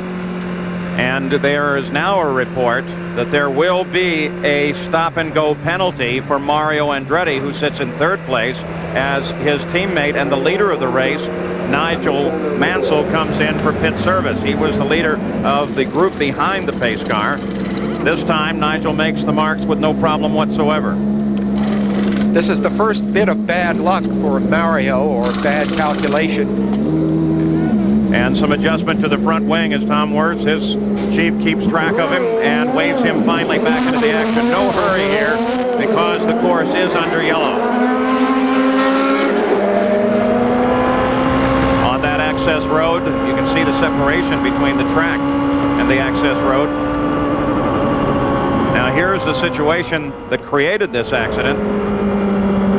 Guerrero tried to get down under Jeff, and it didn't work. The 2 of them ended up against the wall. And look at Nigel Mansell ducking by on the inside underneath. Here is Nigel Mansell's onboard camera of this same accident. And this is the first time Nigel Mansell has seen a crash like this from the cockpit of his Indy car. In road racing, usually when guys have an accident, they have it all by themselves. Here they ricochet often back into your way. And of course there it wasn't too bad, and he threaded his way through pretty easily. Nigel tiptoed so carefully between this accident and the grass to his left. And of course, You get off on that grass, it's pretty slick. Well, also the rumble strips that lie between the track and the grass can really grab that left front wheel and almost wrench the steering wheel out of your hands. You got to treat it with great care. Sam, you could even see the right rear in Guerrero's car. That's the one that's on the right, the red car. You could even see that one lean up against Andretti's car, and it got it bent a little bit. And so after they did get loose a little bit, he really didn't have any control left. Roberto Guerrero's car owner is drag racer Kenny Bernstein. He's with Gary Gerald. Kenny, have you had any radio contact? Can you tell us anything that came from Roberto as to what happened? No, I can't right now. In fact, when he said something was wrong, and then he got out of the car, and we don't know what happened exactly. When you limped out of here, it looked like you had clutch problems after that last pit stop as well. Yeah, we had a clutch problem, but we were okay. We pushed it and got it started. We could have been okay there, but I don't really know what happened with the wreck, what took place. All right, thank you, Kenny. Paul? All right. Ari Luyendyk picks up the lead of the race with Nigel's pit stop. In second is Mario Andretti. Scott Goodyear now runs in third. Raul Boisel is fourth. Al Unser Jr. fifth. And Al Unser runs in sixth place. As we see the Andretti car being taken back in. Saturday, ABC Sports presents one of golf's premier events. Host Jack Nicklaus and the PGA's best salute this year's honoree Arnold Palmer at the Memorial Tournament sponsored by Dean Witter. And then live coverage beginning at 2:30 Eastern, 11:30 a.m. in Pacific. Then it's ABC's Wide World of Sports, following with the final jewel of the Chrysler Triple Crown Challenge, the Belmont Stakes. And that coverage is live. So with Ari Luyendyk, the pole sitter, back at the front of the field, 131 laps are now complete in the 77th Indy 500. Back at Indianapolis, we anticipate a stop-and-go penalty for Mario Andretti. The reason is this. Now watch the yellow lights right on the right-hand wall there. Mario was on the approach to the pits. He couldn't really commit over and go back onto the racetrack, but what they're supposed to do, if that yellow light comes on while he's rolling down the pit road, is go on through the pits and circle around again and wait for them to reopen. Mario Andretti back in the pits, in and out. This is not answering the stop-and-go penalty. This is a routine stop for him, and Ari Luyendyk is expected at the end of this yellow, as soon as they think they're very close to the end of it, that he will come into the pits and make a stop. But why would Mario come in at that point? I don't know. I think his situation is not good with so many cars on the lead lap. When it goes green, if Mario is assessed to stop and go, that's about 45 seconds. And I think Jack has a much better update on that. Well, there's no question in my mind that what he's trying to do is actually plead his case and say, look, I'll take the stop and go to the back of the line now rather than have to endure a stop and go under green flag conditions. Remember what Tom Binford has always said. The infraction and the penalty should fit the severity of the infraction. Considering the circumstances, you'll have to check with USAC, but I would think he may be trying to plead his case right now by making that stop and go now. Yeah, and Jack, it doesn't seem like it was really a very great infraction, and yet the penalty, if he is forced to do a stop and go under the green, is going to drop him back to 10th. We only have less than 70 laps to go here, 67 laps to go. Even though he was the fastest and commanding vehicle on the track, it probably would take him out of contention for the win. And that has always been the philosophy of the United States Auto Club. Make sure that the severity of the penalty fits the severity of the infraction. Well, Tom Bitford, the chief steward who celebrates his 20th year here, in fact writes in a book, My Checkered Past, that was just published, that that's one of his greatest concerns. He doesn't want to assess a penalty that then, if he finds out he's wrong, cannot be replaced. So they'll look at this one very carefully and decide what to do with and about Mario Andretti.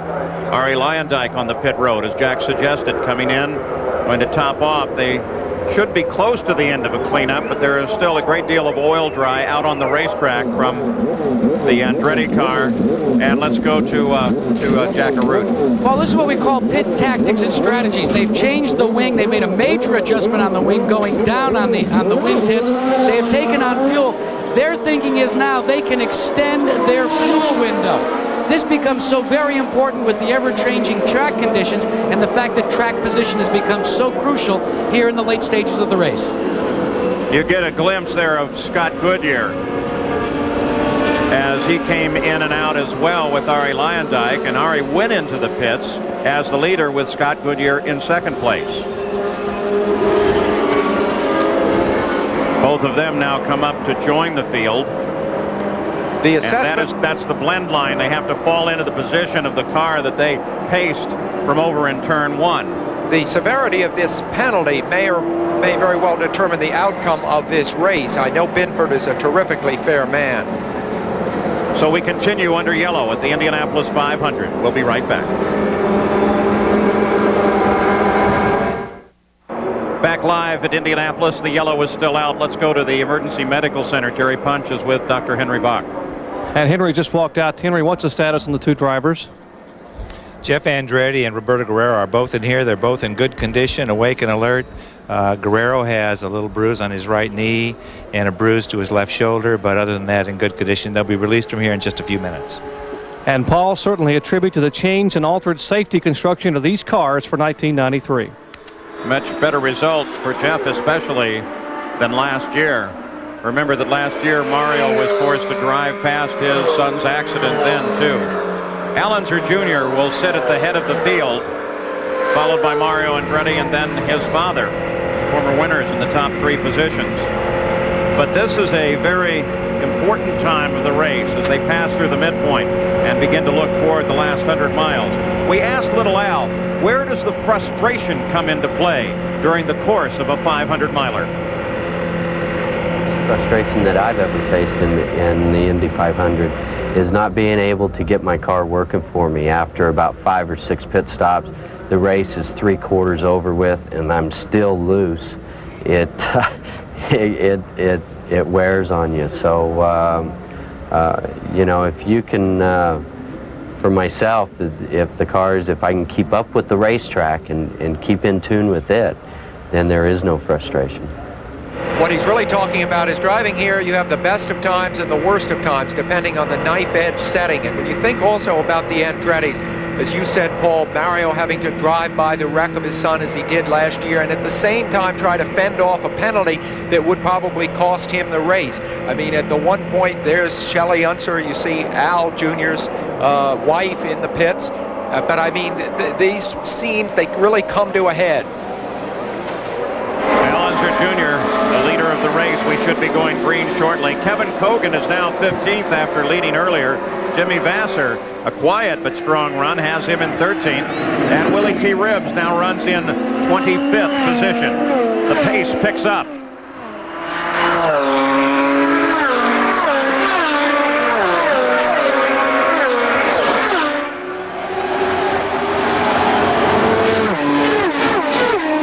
The Camaro pace car down onto the pit lane. And we're green again at Indianapolis. Al Unser Jr. answers the green with a move to the inside. Mario Andretti chases him down into the corner. Gets cut low. Mario loses some momentum there. The brightly colored car is Eddie Cheever. He's been lapped. Keep your eyes on Al Unser Jr. Eddie Cheever runs 18th.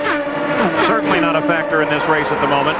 And as they come off of turn 2, I can just watch them kind of trying to get to the left, Paul, to get that clean air so their front wings don't give way. Al Unser Jr., the 11th different leader of the race, a new record at the Indy 500. Paul, this race has taken a while to really develop, but it has developed now. It's a very exciting battle between the two great families of auto racing, the Unsers and the Andrettis, the Capulets and Montagues, you might say, of this sport. With, I still say, Nigel Mansell can't be counted out. He's fast and he's making up for lost time. If they're concerned about rain, it doesn't seem to be a concern at all now. Nigel Mansell, you watch over his shoulder. Skies, in fact, brightened just a few moments ago. So again, we give you the rundown, this time after 137 laps.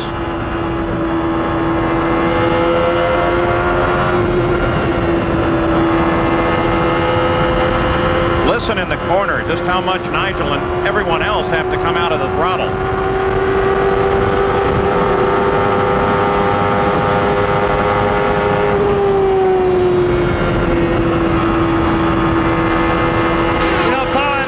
Surprising thing right now is the number 51 Eddie Cheever, who's definitely way down in the race, but he's actually pulling away from Little Al. He's in clean air and going like heck. The Valvoline speed chart there. Mansell's last lap down at 196 miles an hour, running in traffic. Fittipaldi moved around the car ahead. Mansell is still in pursuit of Fittipaldi. Fittipaldi is 5th right now. Mansell 6th. You know, like Mansell, I had a road racing background when I first came to Indianapolis. Of course, a much lesser caliber, but never mind. I found as I drove through my first Indy here that I really enjoyed it, and I suspect Nigel is finding the same thing. There's a rhythm to driving the track. The turns, people say, how don't you get bored? The turns are the same, just 4 turns over and over again. They change each lap because of the wind condition and the groove, as Bobby's been describing, and it's really fun to meet that challenge. I think Nigel's having a great day out there. Al Unser Jr. still chased by Mario Andretti, the lead of the race, back with Nigel Mansell chasing Fittipaldi.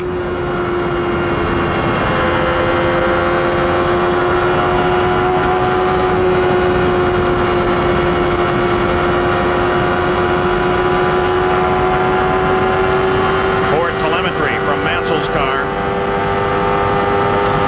Bobby, look at how little Nigel is moving that steering wheel. I think he's got a near perfect setup right now, and he's got the nerve to ride a high line off those turns. He's coming to you. He's an extremely smooth driver. Of course, as he goes through here, he looks just as smooth as we see him on television, Tim. Well, he carried speed in turn 1 all the way into the corner before he jumped back out of the throttle. I think you could compare Nigel Mansell with Little Al. Both of them are without doubt the 2 smoothest drivers we've had on the track today. Let's go to Jerry Punch now. Jeff Andretti just walked out of the infield care center. First of all, Jeff, how are you feeling? Oh, I feel fine. I got a few bumps and bruises, but I walked away from it all right. What happened out there? Well, just going down into turn 3, I saw Roberto coming up, but as we got to the corner, I felt that I had enough of the car ahead of him, and I felt that I should go in on the line. So I went in, but I didn't go all the way in on the line, but he had committed himself as well going into the corner, and we both met at the same point, and he just touched my rear wheel and got me sideways, and that's all, you know, just a racing accident out there. The front of the car, a big difference from a year ago?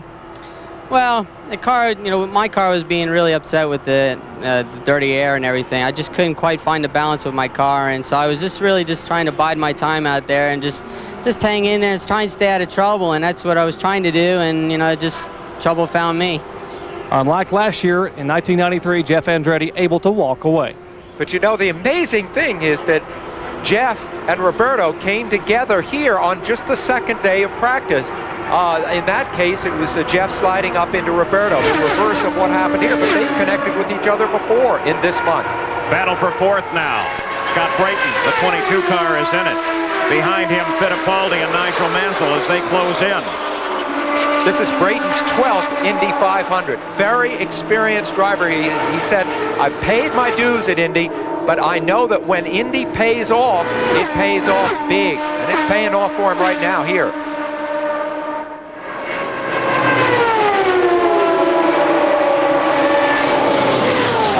Evenly spaced into the first turn, the continuing battle for 4th.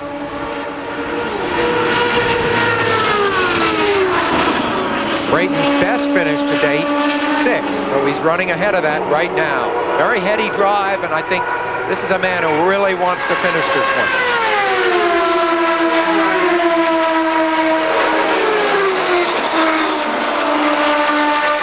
As we watch this battle for 4th, the leader of the race, still Al Unser Jr., followed by Mario Andretti, and then Al Unser. Now, Paul, to get a good example of what dirty air does to the race cars, Eddie Cheever is still pulling away from Little Al and Mario. Now, that shows you what happens when you're in clean air as opposed to running down behind the cars. That's the reason our speeds go from 195 up to 210 sometimes. Fittipaldi inches up on Scott Brayton. Bobby, we've talked about the engine battle. More than inches up now as Fittipaldi moves inside Brayton and moves around him. So now Fittipaldi into 3rd place. Mansell will line up behind Brayton as well. And that means that Chevrolets are placed 1st and 3rd. They were 1st and 4th before that. So Fittipaldi in 4th. Scott Brayton in 5th. Nigel Mansell in 6th.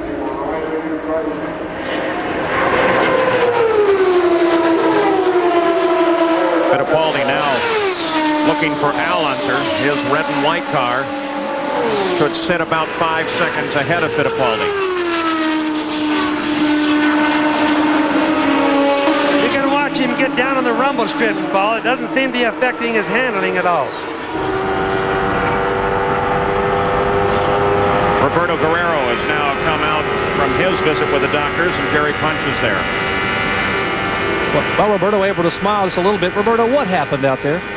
Well, I'm obviously very disappointed. The Budweiser car was running very well, and I thought I was clear passing Jeff Andretti, and he didn't think I was, and he closed the door on me, and we touched, and that was the end of it. You know, it was something that I was very afraid going into the race, the difficulty of passing people and making sure that you were through, but I thought I was, he didn't, and it's just one of those things. Has it gotten very slippery out there? No, my car was working very, very well. You know, we were working very well. We had a couple of stop and go penalties that didn't help at all, but we were still running really strong. Roberto Guerrero. Sad to see Roberto out of the race. You watch Al Unser Jr. now threading his way through traffic, and Mario is right there following him through. Look at Mario close in as little Al is slowing down because of Eddie Cheever running a bit slower just in front of him, and Cheever having to handle up another slower car. Little Al obviously thought he had a little traffic between him and Mario, a little bit of it. Mario now looks for a pass to the inside. Boy, look at that swoop as Mario comes across and drops in behind little Al, tries to get behind him and then under him in the corner, but he can't do it. Yeah, that's a Ford and a Chevy right there. Mario's in a Ford, little Al is in a Chevy, so we can watch that and see how the horsepower difference looks in these two cars, Paul. But the disparity there was due to momentum issues rather than horsepower ones. But still, the battle between Ford and Chevy today is a very hot one. Give Mario the board showing where he is in relation. I don't think he needs to know. He knows where that leader is. That's what I was going to laugh about, Paul. He can see his mirror, not the 5/10 of a second that he is behind. Again, 3 leaders at the front of the Indianapolis 500. 150 laps complete. 50 to go. Al Unser Jr. in front. Mario Andretti in second. Al Unser in third. All former winners of the Indianapolis 500. We continue to run under green.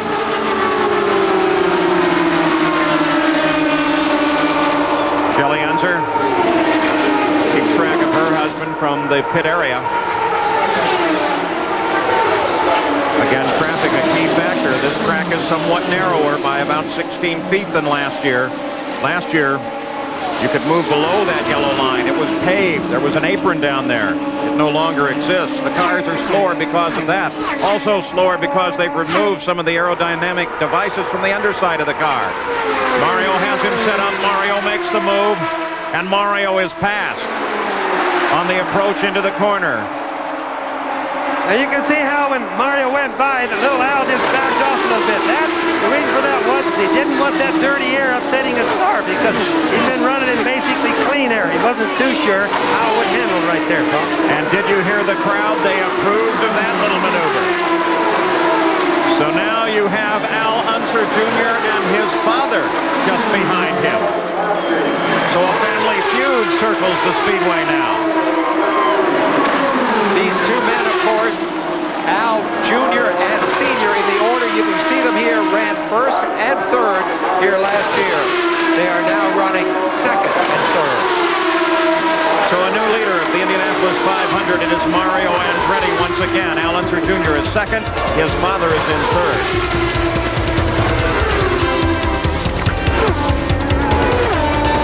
Live at Indianapolis, while we were away, Emerson Fittipaldi slipped around Al Unser and into third place, and now look at him. He is positioned right behind Unser Jr., looking for any place that he can maneuver to pass. The leader is still Mario Andretti. 156 laps are complete. Shades of 1989 when these two men battled each other for the lead right down to the last laps. Fittipaldi has been able to close in from time to time, as you see it here. Now he looks to the inside, going to turn 1. Can't find the room that he wants. You made the point at the outset, Paul, that history tends to repeat itself here sometimes, and we're seeing that happen in some eerie ways right now. Bobby, they come past you.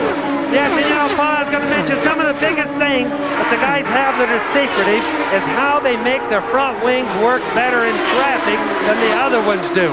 Now, I get around and talk to some of these guys, and that is their closest guarded secret that they have. The Valvoline race summary at 150 laps. That's 7 laps ago. At that time, Al Unser Jr. was the leader, but since then, of course, Mario Andretti has gone into the lead. Jr. to second. Al Sr., who was in third, fell victim to Fittipaldi. Fittipaldi comes around Stefan Gregoire, fastest rookie in the field. His team, by the way, brought a plane load, 100 people from France this morning. How did they do that? On the Concorde. Came in through Montreal, supersonic, and then down to Indianapolis. What a way to spend a day, Concording to Indy, see the race, and go home. As we see Mario Andretti ripping along in the lead with only 42 laps to go, it starts to make you think how often he has come this far before, only to have victory snatched away from him at the last moment. Mario has led 3 times thus far for 59 laps of this race. Traffic still a critical factor for all of the drivers here. You know, Mario had really a very lucky win at Phoenix a few weeks ago, and I think that in some ways it removed, I don't know, kind of a monkey from his back, and I think he's in a position to enjoy the idea of good luck. Fittipaldi looking for room inside of Al Unser Jr. The fight is for second. Fittipaldi is down there. Can he hold on? No. Little Al slams the door on him. That's 2 Chevrolet engines right there. Boy, you can see they were just perfectly matched. The only way Emmo was able to pull up alongside Little Al was using the draft, Paul. Right now, within the top 10, 6 are Fords, 4 Chevrolets. Fittipaldi, as Little Al moves alongside of Jim Crawford. Fittipaldi comes up, moves along Crawford as well. But the momentum stays the same. Fittipaldi stays in position.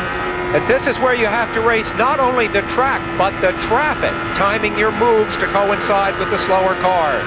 There's now 1/5 of the race left, 100 miles. There's Eddie Cheever into the pits. Appears to be all routine there. Most of the drivers will tell you the middle 300 miles, they take it easy. Easy if you can call speeds at 200 miles an hour easy. And then the last 100 miles is when you go. Is that right, Bobby? Yes, that's absolutely right, Paul. But ironically, Eddie Cheever, during this particular course of the race, has been the fastest car. Let's get an update on Big Al from Jerry Punt. We have seen Al Unser Sr. back out of the throttle the last 5 or 6 laps. There's a reason for that. The car is overheating. I've just spoken with Brian Barnhart. They're going to hope to be able to milk it home to the finish. They're going to back off for another 4 or 5 laps, make a final pit stop, and let him turn it up and see if he can pick up the ride for 5. Paul? And as he backed out of it, Nigel Mansell came around and into 4th place. So Al Unser on the cruise. That brings Mansell forward into 4th behind Fittipaldi. Let's see if we can pick him out. There's Fittipaldi. Mansell should be about 5 seconds back. Fittipaldi moving by lap traffic. That was Dominic Dobson he dusted by. The distance between Little Al and Fittipaldi has widened. Once again, Little Al finds himself behind Eddie Cheever. Cheever has had an excellent month for himself here, earning a lot of respect. You know, one of the major problems with overheating, Paul, these cars have is hamburger wrappers, hot dog wrappers getting into the radiator. That's what they'll be trying to check on Big Al's car when he comes in. And by the way, don't think that Mario Andretti is well ahead. He is only 2.3 seconds ahead of this car, of Al Unser Jr. Fittipaldi is right behind Little Al right now, and we expect stops just any moment. Mario is just about 3 seconds up at this point, leading by 3 seconds. The pit stops for the leaders are generally in sync now. Mario Andretti's last stop was on the 132nd lap. For Little Al, it was the 127th. Fittipaldi's the 129th, as was Nigel Mansell's on 129. And this is the final game planning, Paul. They're looking at this stop. And then, you know, they have to all be together for the last, because nobody wants to be coming in for fuel like 1 or 2 laps from the end. So they're really watching the game planning change now. And Bobby, this is where the stop is so critical, not only in its time, but what you do to the car, because you're not going to have another chance. Here comes Little Al into the pits. Let's see what he does, if anything. Little Al on the roll to pit road, and Gary Gerald waits. Indeed, we watch, we look, and now we see the defending champion coming in. They were hoping, Paul, that they might have a shot at this being their last pit stop. If it's green the rest of the way, that won't be the case. They'll have to come for a splash and go. Remember, if you can save 2 seconds here, you save a couple hundred yards on the racetrack. And right now, Junior waiting for all of that precious fuel to be in. Now it is is there, and he lights up those tires as he gets out in 16.4 seconds.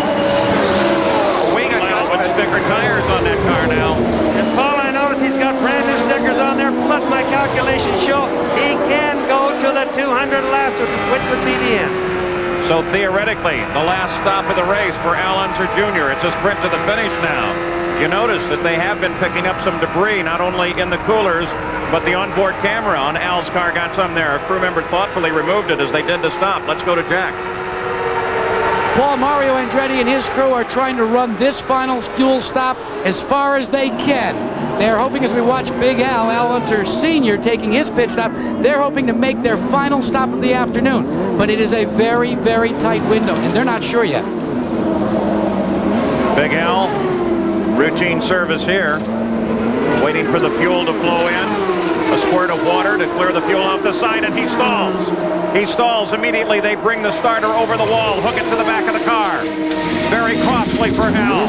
Let's go to Jerry Punch. And they have refired the car. Big Al began to move away, and the crew has not cleaned the right side radiator out. So they stopped to clean the radiator. When he stopped, that's when the car stalled. But they were able to refire it. It cost him an extra 12 seconds here in the pits. 29 total seconds in the pits, dropped him to 11th place. You know, the mechanics have those starters just sitting right there waiting because this is a common problem. It happens a lot, Paul. It didn't take long to get the starter over the wall and then restarted, but it took long enough to be very costly to Big Al and change the complexion of this race.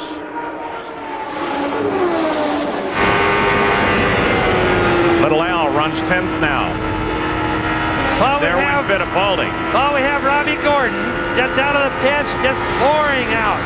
Down the bottom of the track, he's got big problems. This is liable to bring out a yellow. Scott Brayton in and out. We got a glimpse just before he disappeared around the corner by the trees of Gordon with something misting at the back of the car. Brayton in 7th as he sits in the pits at this moment.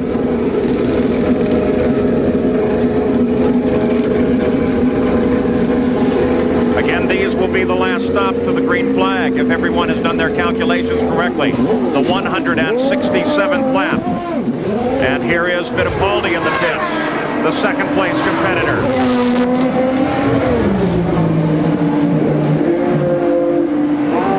Also the leader, Mario Andretti, comes to the Newman Haas pit. All of these under the green flag. Fittipaldi receiving service. They're waiting to wave him out. Mario's a little further down the pits, closer to the pit exit. Here comes Fittipaldi. He's on the roll. They disconnect from Mario. Mario will get out ahead of Fittipaldi. Mario, because of pit placement, can rocket out of the pits. The 100-mile-an-hour speed limit ends only a few feet ahead. Fittipaldi had to be careful and roll until he was past that mark. That was the benefit of the good yellow flag. Yellow. And no indication yet as to why.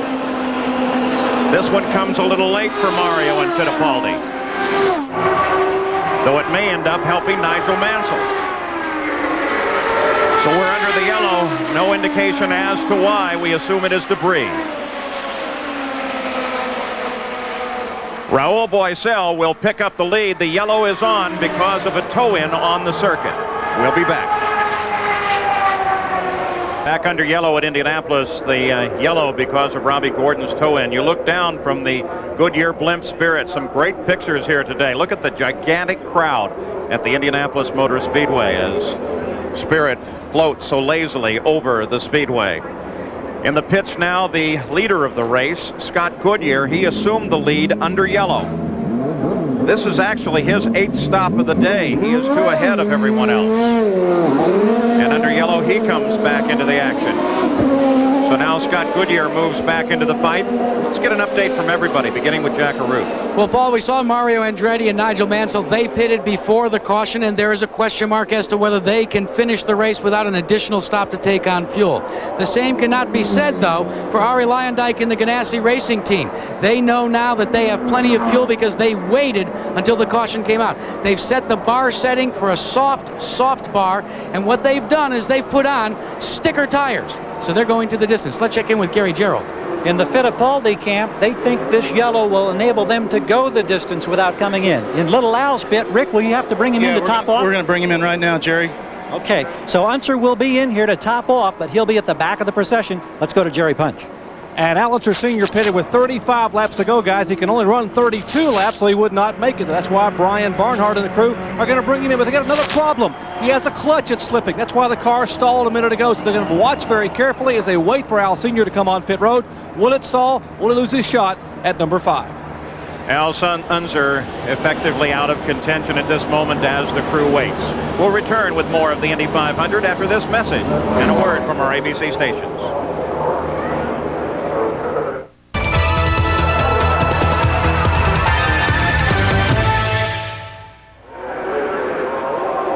We're back live, the 77th running of the Indianapolis 500-mile race. 173 laps of the 200 to complete. We are still under yellow. During that yellow, almost everyone came in and made sure that their fuel tanks were totally full. The leader of the race is this man, Mario Andretti. Raul Boesel was in the top of the order, but then he was black flag, stop and go penalty under the yellow because he entered the pits while the pits were closed. So now we watch to see as the speed picks up. The Camaro pace car in front of this field, everyone closing in as tight as they can. Here will be the order. Andretti, Fittipaldi, Mansell, Brayton, Lyondike, John Andretti, and Scott Goodyear as the green flag waves already. Nigel Mansell sees it just ahead and threads his way through the middle of this field. Look at how many cars are still running in this race this deep. I don't think we've seen this for years. Record running to finish was 27, and boy, take a look as they move through this field now. Mario sitting up high. Fittipaldi comes down to the inside, and they battle side by side. Fittipaldi and Mario, and Fittipaldi surges to the front. Mario back to second. Sam Mansell went right around the outside of his teammate Mario Andretti. Now Lyondike moves on Andretti as well. Lyondike drops in behind Fittipaldi and is already trying on Memo. Obviously, Mario Andretti's had some sort of a problem.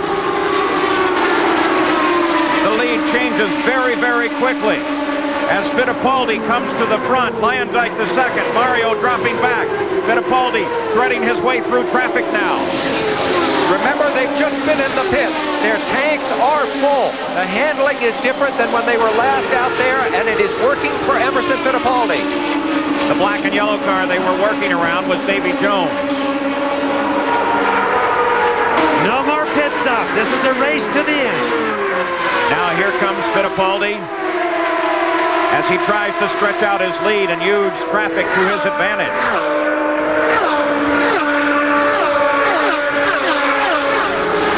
And at the top of the field now on that maneuver, Mansell moves toward the front on the official scoring. On board now with Mansell. Fittipaldi to second. Lyondike third. Mario fourth and Scott Brayton fifth. A rookie leads the Indy 500 under green deep in the race. And he passed everybody on the outside, the inside. He didn't care where he caught him. He went by what made it look like easy. An incredible series of passes that puts the red number 5 at the front of the field. And he does it very quickly. Of course, the other cars in the lineup were a factor for everyone. While they were moving low to battle between Fittipaldi and Lyondike, it was Mansell high, Bobby.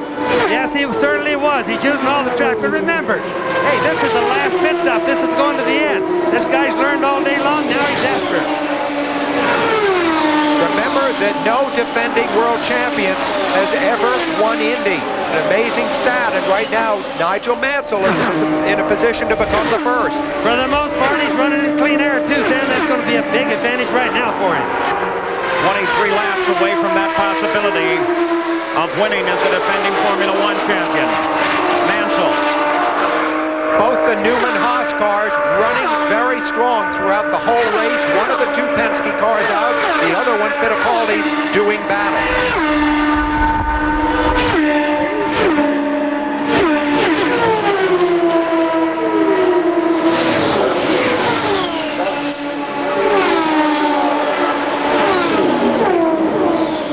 Just so you know what that sign means, it means you're down 2 Mario, and 1 second ahead of the guy behind him.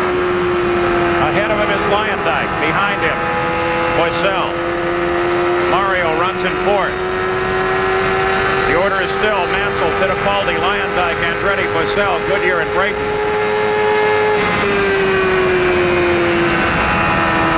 Hear him back out as he goes through the turns. Back into the throttle for the short chute. Back out again. Carl Haas, the owner of Nigel Mansell's car, also Mario's car. He's already chewed both ends of that cigar up, Paul.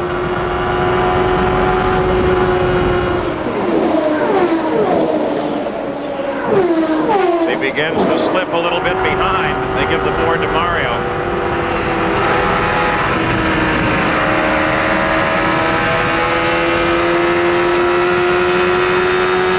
Mario Andretti in fourth place. Comes out very close to that wall down the backstretch. And Bobby, you could tell the handling on Mario's car is not what it once was because he's late in getting into the throttle coming off the turns. Well, Sam, I'm having a hard time figuring out right now whether it's the handling or whether he started off. I think when they had the restart of the race, he had an engine problem that wouldn't take off. But right now, I have to say he's got a little bit of a handling problem. Not going to be a cakewalk for Nigel, though. Right behind him is Fittipaldi. We can watch Nigel and Fittipaldi both come through here. The track is neutral. In other words, it's fast right now. And these guys are getting through here very good. We'll stay with you now. The remaining 20 laps. They've just completed the 180th. It's 50 miles to go in the Indy 500. A clear-cut battle between a very experienced driver here, Fittipaldi, and a former winner, and a rookie of enormous talent. And here in the closing laps, too, you may get a glimpse of a slower car moving on one of the access roads. Another advantage to the change in design here at the track. Older days, that might have necessitated a yellow flag, bringing the field together again. Look for slower traffic as they come up to lap, the slower cars being a factor. Emerson Fittipaldi should have more experience, but Mansell has learned so fast he's playing it well. There's the interval leaderboard. You can see Lyondike is not that far back, nor is Mario or Raul.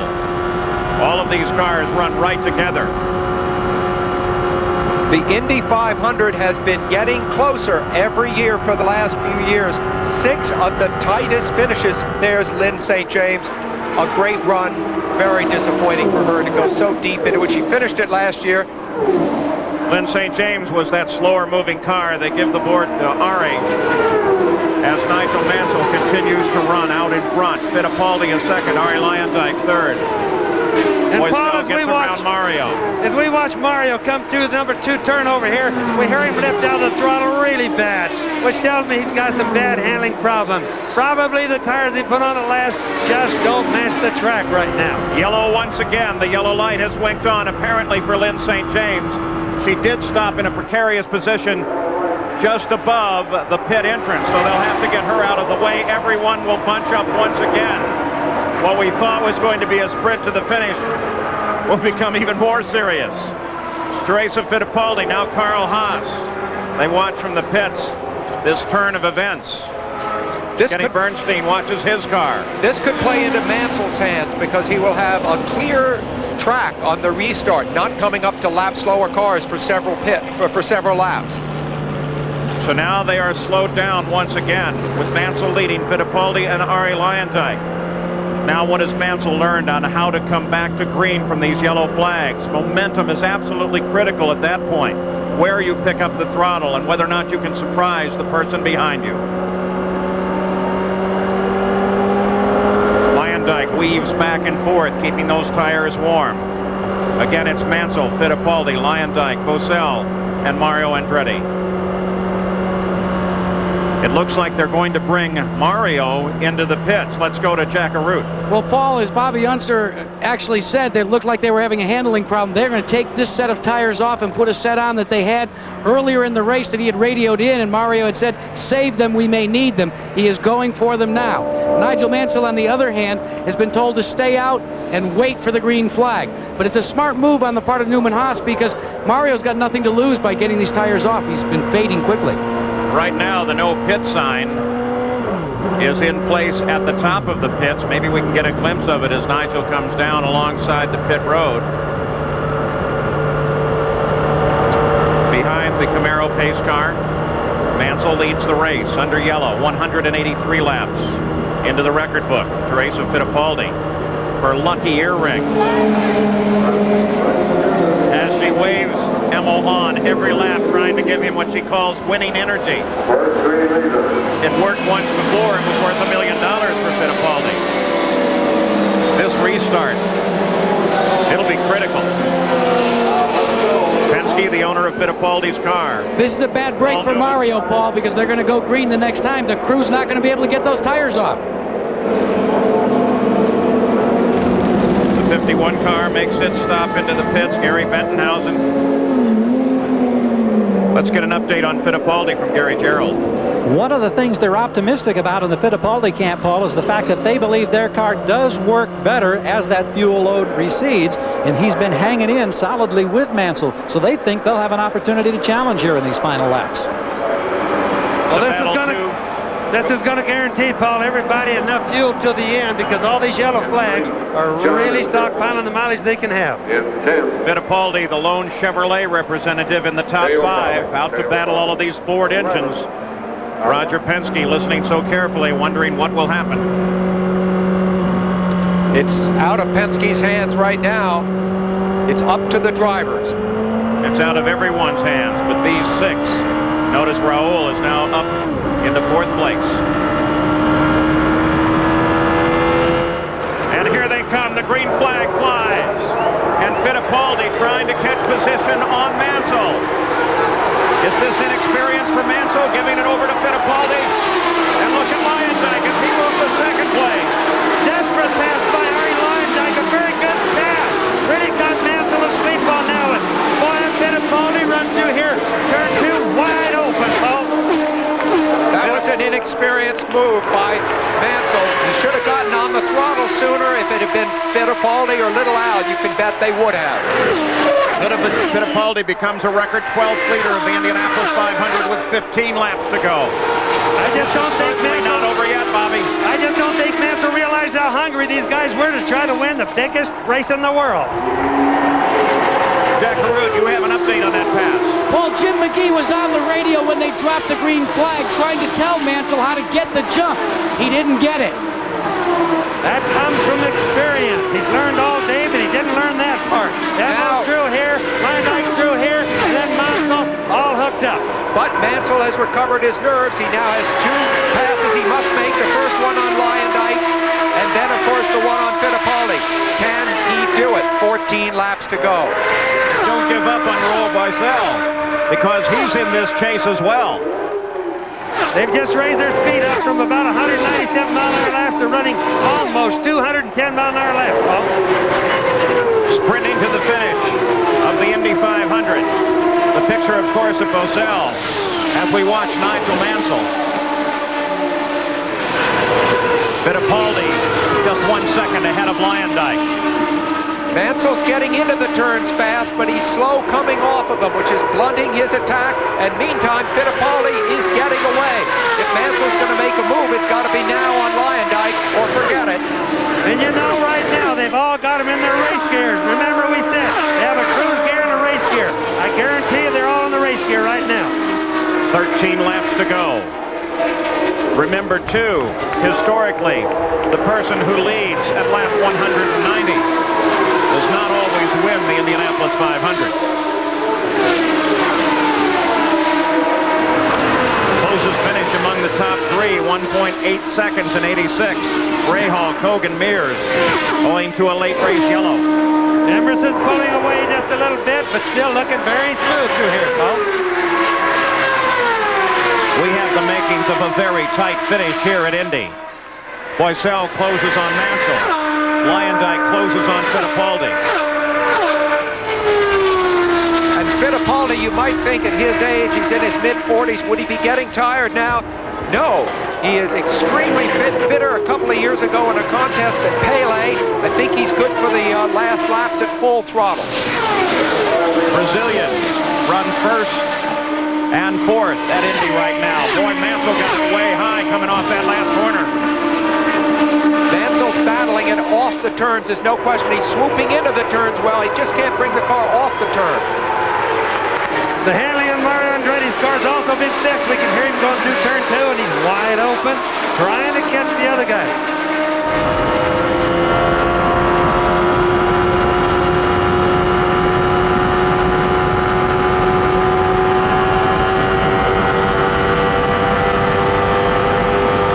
Babbling speed chart for Nigel Mansell. The book, so to speak, on the comparison between Ford and Chevrolet was that Ford had more power. But here, a Chevrolet in the lead is being pursued by 2 Fords, and they're making no impression on it at all. Ammo is still pulling away, Sam. He's just pulling away a little bit each lap.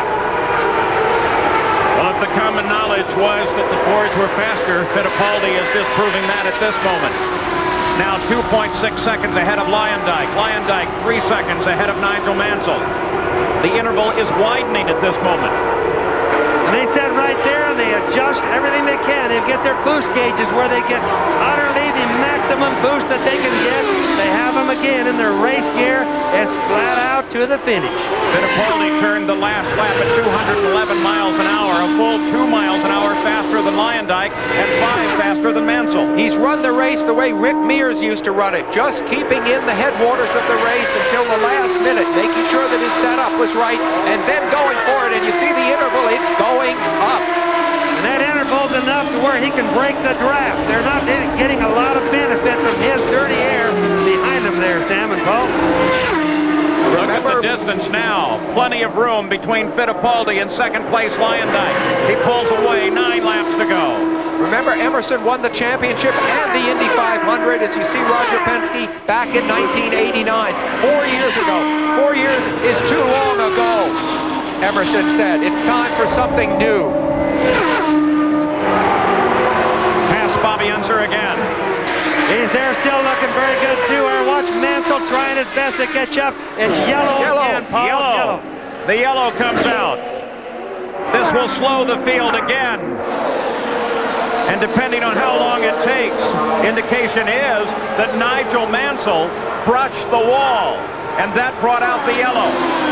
That comes as no surprise to me at all. He's been riding a bucking Bronco for the last few laps since the restart. Here he is. Let's look on the over. right. Nothing obvious there. Nose wing is in place. All suspension members appear straight. Mansell doesn't seem to be bothered by it. And everything is smooth. You don't see the car jumping or anything moving around erratic at all, Paul. Equipment didn't roll, so they should be able to come back to green rather quickly. As soon as they get there. Look at Nigel jump. What's he doing there, Bobby? He took it over onto the rumble strips for a second. Let's watch here. He's probably just feeling, trying to see if everything is all right. He knows what he's done, whatever it is, but it didn't happen over here, so I didn't have a report on it. Bobby, if he brushed the wall slightly, he might have an alignment problem, and he just wanted to see right how the car felt to him. Yes, that's right, Sam, but he gives no indication of wanting to pull in and get it checked. No, I agree. I think he's going for broke on the thing right now. It's all he really can do. A pit stop would be history if he pitted. Almost coming to a full stop as they bunch behind the pace car. Going to be another bunch up. This is really making this one of the most exciting races I've seen. This is the best opportunity for Arie Luyendyk all day. He's sitting right behind Emerson Fittipaldi. Other cars waved around. Chip Ganassi, Luyendyk owner, and everybody has another chance. Though in the last few laps, Fittipaldi has been a good 3 to 4 miles an hour faster than any of the other contenders. You watch Roger Penske, he knows things can still go wrong. And as they bunch up, Bobby, there are 10 cars on the leader lap. 7 laps to go.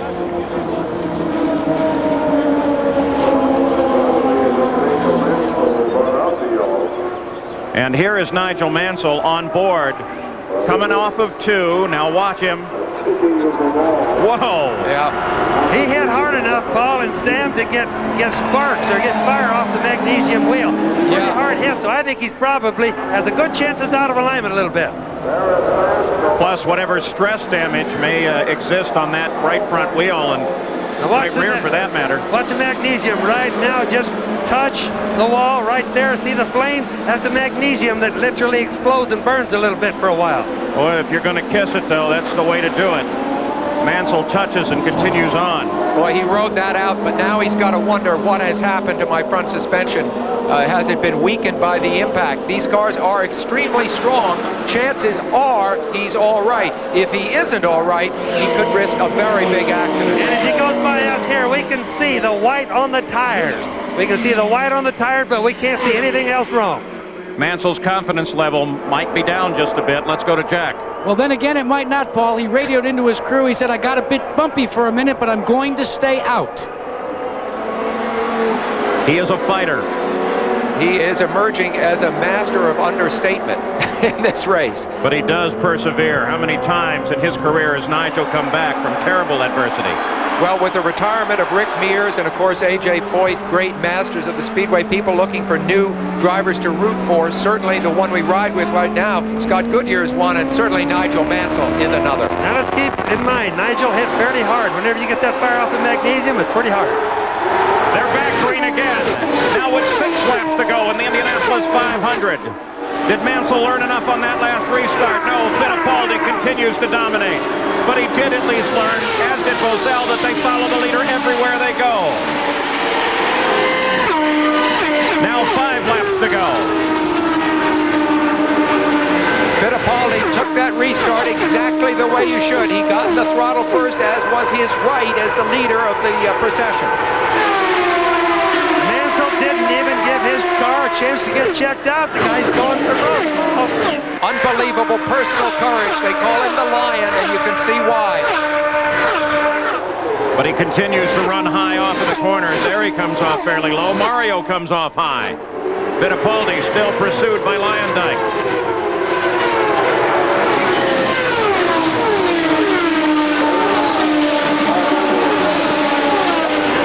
Just 10 miles left in the Indianapolis 500. Emerson Fittipaldi, world champion twice back in the 1970s, retired from racing, came back into IndyCar racing, won the championship in '89, and now look at this. Almost pulling away just a little bit more again, just like you did after the last yellow. Emo may be pulling away, but the top 8 are still running fairly close together on this racetrack. This overall in the top 10 may be the closest finish we've ever seen for the top 10 position. Roger Penske's assessment of his man, Emerson is tough, hard, and doesn't make mistakes. He has made no mistakes in this drive. Lyondike is trying to catch him again. Lyondike's going clear down on the rumble strip, using all the racetrack he can go. He's really trying hard. I haven't seen him try this hard in years. Bobby, he's 1.2 seconds back, but he continues to fall further back. He is not closing in. He's not falling very fast, though, Sam. He's not giving up. Emerson Fittipaldi can sense the checkered flag and its $1 million purse just ahead. He ran the last lap at 214 miles an hour, the fastest lap thus far in the Indy 500. When he comes by here, he sounds like he's wide open. I can't hear him lift at all. Here he comes into turn 2 again, right down to the white line, out next to the wall, very conservative, but moving on. The first 5 drivers in the race right now born outside of the United States. This is an international event. Emerson Fittipaldi continues to pull away from Ari Lyondike.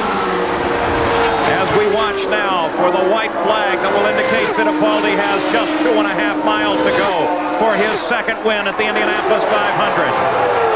And there it is. Another Penske car heading into the record book. 2.5 miles to go. Fittipaldi works through the short chute, now into the second turn. One more full straightaway to run. 2 corners of short chute, and then half the stretch, and Fittipaldi will be home. Lyondike tried to close, couldn't do it, dropped even further back. In fact, it may become a battle for second between Mansell and Lyondike. Here comes Fittipaldi, Emerson Fittipaldi. The final turn for home, the checkered has won his second Indianapolis 500. Fittipaldi led only the last 16 laps of the race to score Roger Penske's 9th Indianapolis 500 victory. Fittipaldi has won the 500. Let's go to Gary Gerald. Well, the jubilant scene. Here's Roger Penske in your 25th year, your 9th Indianapolis win. What's the emotion, Roger? Well, I think it just proves that what a great driver Emerson is. We had a tough breaks in the middle of the race, but it's amazing. I don't know what to say. I'm just thrilled for our team, for Marlboro, our sponsors, and everyone, and especially for Rick Mears, who was here to help us get this thing done. Congratulations. Get to victory lane. Thank you. So in his own way, Rick Mears figures into yet another Indy win. In second was Ari Leyendijk. Mansell was third. Raul Boesel fourth. In fifth, Mario Andretti. Sixth, Scott Brayton. Scott Goodyear came across the line in seventh. Eighth was Al Unser Jr. Teo Fabi came across in ninth. And 10th was John Andretti. All of those on the leader lap. We'll be back to talk with our new winner right after this.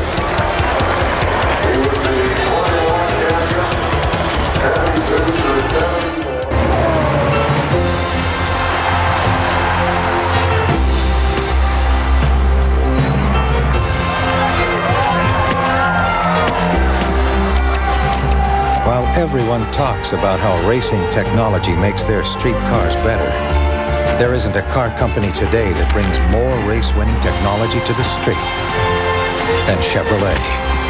What else would you expect from the heartbeat of America? It is a very jubilant victory lane as Emerson Fittipaldi, first two-time world driving champion, now two-time Indianapolis 500 champion, driving for Roger Penske. It is 25th year of competition. Penske brings another car home in victory lane. Emerson Fittipaldi getting help from crew chief Rick Reineman to get the helmet off, and now he can hear the applause of the assembled multitude here. Emerson, congratulations. Thank you very much. I'm so pleased. I mean, that's fantastic. The team made an incredible job, and we had a great recovery the whole month of May, and we did it. We did it. You waited and waited and waited, and then made your move when it was most important. Well, I think it was the last two yellows. We had great. No, I'm not having the milk. Thanks. Yeah. Put that green on. Now there's a first. Emerson, you're not going to drink the milk. Well, I'm going to drink the orange juice. That's my producing, and I'm going to have this time orange juice. I produce orange juice. Back in Sao Paulo, Brazil, he produces the orange juice, so he's going to go that way. But Emerson, let's talk about the restart with Nigel Mansell in the lead. Tell us about the move. Well, I think it was a good move. You know, Nigel did a really good start too before last, but we were able to catch in again, and you know, the car runs perfect. What else can I say? I'm so pleased. Second win in Indianapolis. I mean, Roger Penske and his dealership, and Marlboro, his backup, and all the team, they did a beautiful job. Thank you. Well, we have the president of the Indianapolis Motor Speedway here to make a very special presentation to you, Emerson. In addition to the Borg-Warner Trophy, Tony George is here to make an extremely important presentation of the victory wreath. Tony? Emerson, on behalf of the Indianapolis Motor Speedway Corporation, it's an honor to present you with the Borg-Warner wreath, signifying this is the second time you'll have your face on the Borg-Warner Trophy. Congratulations. Thank you very much. All right. Thank you very much, Tony. You know, to win Indianapolis is the best event in the world. I'm very pleased. You guys put a great show here. Thank you very much. Thanks for all the racing fans that follow me up and great, all the good support. Thank you. Emerson, compare this victory to your first victory. That's one of a kind. Well, I think I'm very, very pleased. I mean, it's very emotional to be able to win again in Indianapolis. I mean, it's great. And what else can I say, Jack? I'm so pleased with this win, and I'm so pleased. I even did not say, well, you know, I'm so emotional. You were so quiet throughout the month of May, and it seems to be breaking loose to you now as you get the congratulations of your wife, Teresa. When you woke up this morning, what did you gauge your chances at winning to be? Well, I think I had a great chance of winning. I had, you know, looking optimistic for the race. We had a good setup. The temperature today was exactly the same temperature when the car did the quickest run during the week, and I knew that we put that setup, and that setup should be good. It's an extremely jubilant crew here in Victory Lane for the Indianapolis Motor Speedway's 77th running of the 500. 21 lead changes among 12 drivers, and Emerson Fittipaldi ends up at the top of the order. Let's go to Jerry Punch with second place. The 39-year-old Dutchman brought it home in second place, and Ari, you were battling an ill-handling car all day. Well, my car really wasn't that good in traffic, and that's why at the end there, with Emerson running in clean air and me behind him, you know, I did everything I could, but the car picked up a tremendous pushed through the corner, and then right off the corner, they would go to a big loose. And last 2 laps, I just said, oh, forget it. It's not going to work. But, you know, the target team came through today anyway. I mean, we were in at 10th position in 60 laps to go. And the second to last restart, I said to myself, just forget it. I'm going to go bonsai a little bit. And I passed a couple of guys on the restart. And then I passed Nigel around the outside here. So I threw caution to the wind when it mattered, but I couldn't do anything about Emerson. He kind of tricked me out on the restart. He made me get all crossed up because he made me go down to second gear because he started off really slow. But, you know, I'm really happy for Emerson. He really deserves the win, and I'm really happy with second, although it's a little disappointing. The 1990 winner finishes second today. Let's check in with Gary Gerald. Nigel Mansell sets here on the wall after your first experience at Indianapolis. There was an apology you just offered to Carl Haas. I'm sure it related to how you lost that lead and had that close call against the wall. Yeah, I mean, you know, I've never been here before, and on the restart, I thought I got a good restart, and I just couldn't believe the ground that Emerson and Leindyke made up on me. And, I mean, everybody, if you like, cheats on the restart, and I'm trying to do it by the rules because I don't want to infringe any rules, and I lost the lead, obviously, and then there was no way back, and I got close to Harry coming out of turn 2, and then I hit the wall real hard. I mean, I hit the wall at 200 and something mile an hour on the front right and rear right, and I mean, I hurt my wrist and my side a bit, but the car kept going. I couldn't believe it.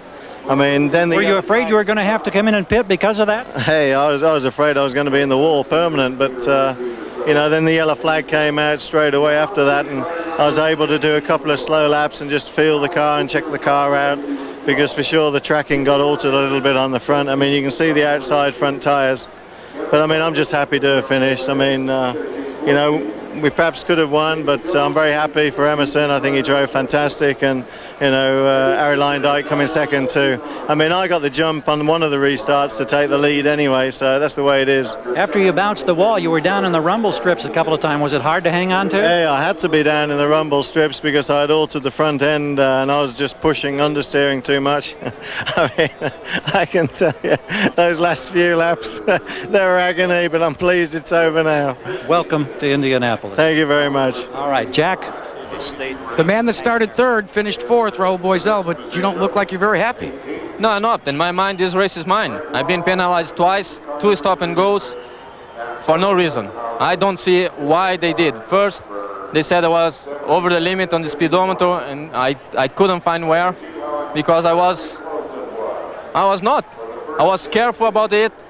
The second stop and go was already coming to the pits on the yellow cam. I have no choice if not coming to the pits, and they penalized me twice. So this race, in my mind, is mine. During the course of the running of the race, though, how difficult was it to contain that kind of emotion and that kind of anger and still do the task at hand? Well, I just try to do the best I can, run as fast as I can, and don't worry about. But you know what I can do. You know, twice. You know, I was screaming to the pits, say, why they penalize? I wasn't over the limit. I was already coming to the pits when the yellow came. I'm really disappointed. Paul, this other Brazilian is not at all happy. And like others before him who believe that they in fact have won the Indy 500 beginning in 1911, where Mulford thought that he in fact was ahead of Ray Haroon at the finish. But today it is clearly Emerson Fittipaldi, the winner of the 77th running of the Indy 500. Next on ABC Sports, it's one of golf's most entertaining events, the final 9 holes of the J.C. Penney LPGA Skins Game. That's next here on ABC. And let's take a look at the race summary now. The Valvoline race summary. Emerson Fittipaldi wins the Indianapolis 500. His margin of victory, 2.8 seconds over Harry Leindyke. And the rundown of everyone finishing in the field. It was a tremendous race, 24 cars running at the finish. As we look through the entire field now for the Indianapolis 500. Nigel Mansell will leave here still leading in PPG standings by 7 points over Mario Andretti. But there they are, the participants in the 77th running of the Indianapolis 500-mile race.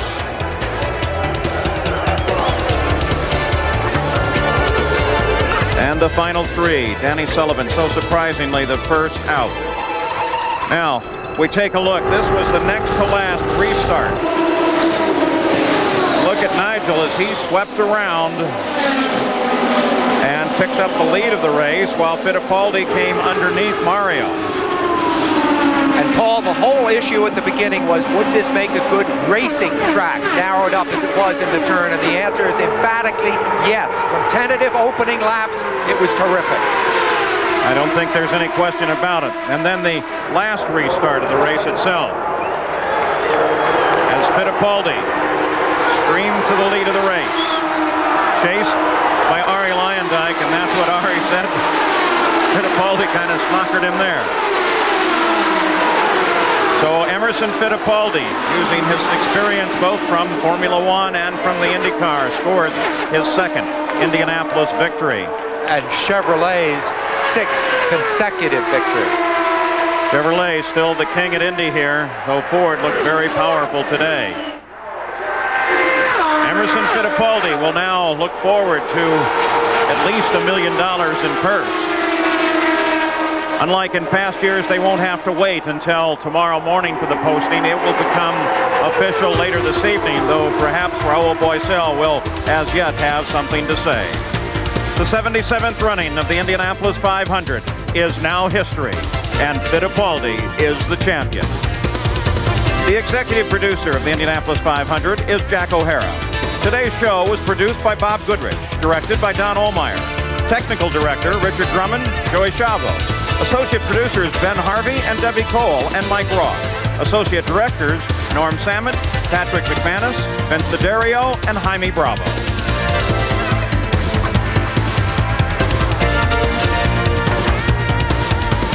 So the race has been run now for the 77th time.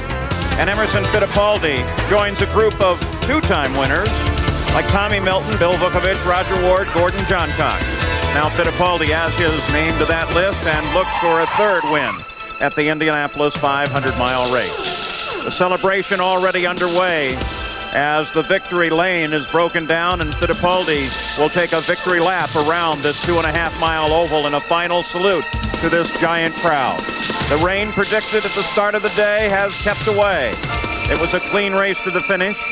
No injuries, a safe race, though there were some impacts with the wall. Overall, it was Emerson Fittipaldi who was able to persevere and pick up his win at the Indianapolis 500. But it's still a long season ahead. A week from now, we'll be in Milwaukee for the Milwaukee 200 on that famous and antique Milwaukee Mile. But for the moment, the Penske team can bask in the glory of yet another victory. They averaged 157.207 miles an hour to put Emerson Fittipaldi in front at the checkered flag, 2.8 seconds ahead of Arie Luyendyk. Nigel Mansell was third. I'm Paul Page for Sam Posey, Jack Arute, Gary Gerald, and Jerry Punch. We've enjoyed being with you in this 77th running of the Indianapolis 500. The new track and its configurations work well, and it has only whet our appetite for the 78th running 1 year from now.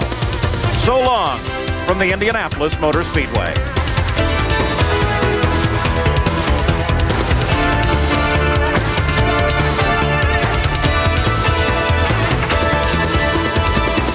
Sports exclusive coverage of the Indianapolis 500. Brought to you by the Heartbeat of America, Chevrolet, and your local Chevy dealer. By A1 Steak Sauce. A1, it's how burgers are done. By Miller Lite, it's everything you want a beer to be. And by Fruit of the Loom, clothes for the best of your life. Coming up next on ABC Sports, the leading ladies of golf hit the links for high-stakes excitement. Player of the Year Dottie Mockery, LPGA champ Betsy King, Hall of Famer Nancy Lopez, and defending champion Pat Bradley meet in the finale of the JCPenney LPGA Skins Game. This has been a presentation of ABC Sports, recognized around the world as the leader in sports television.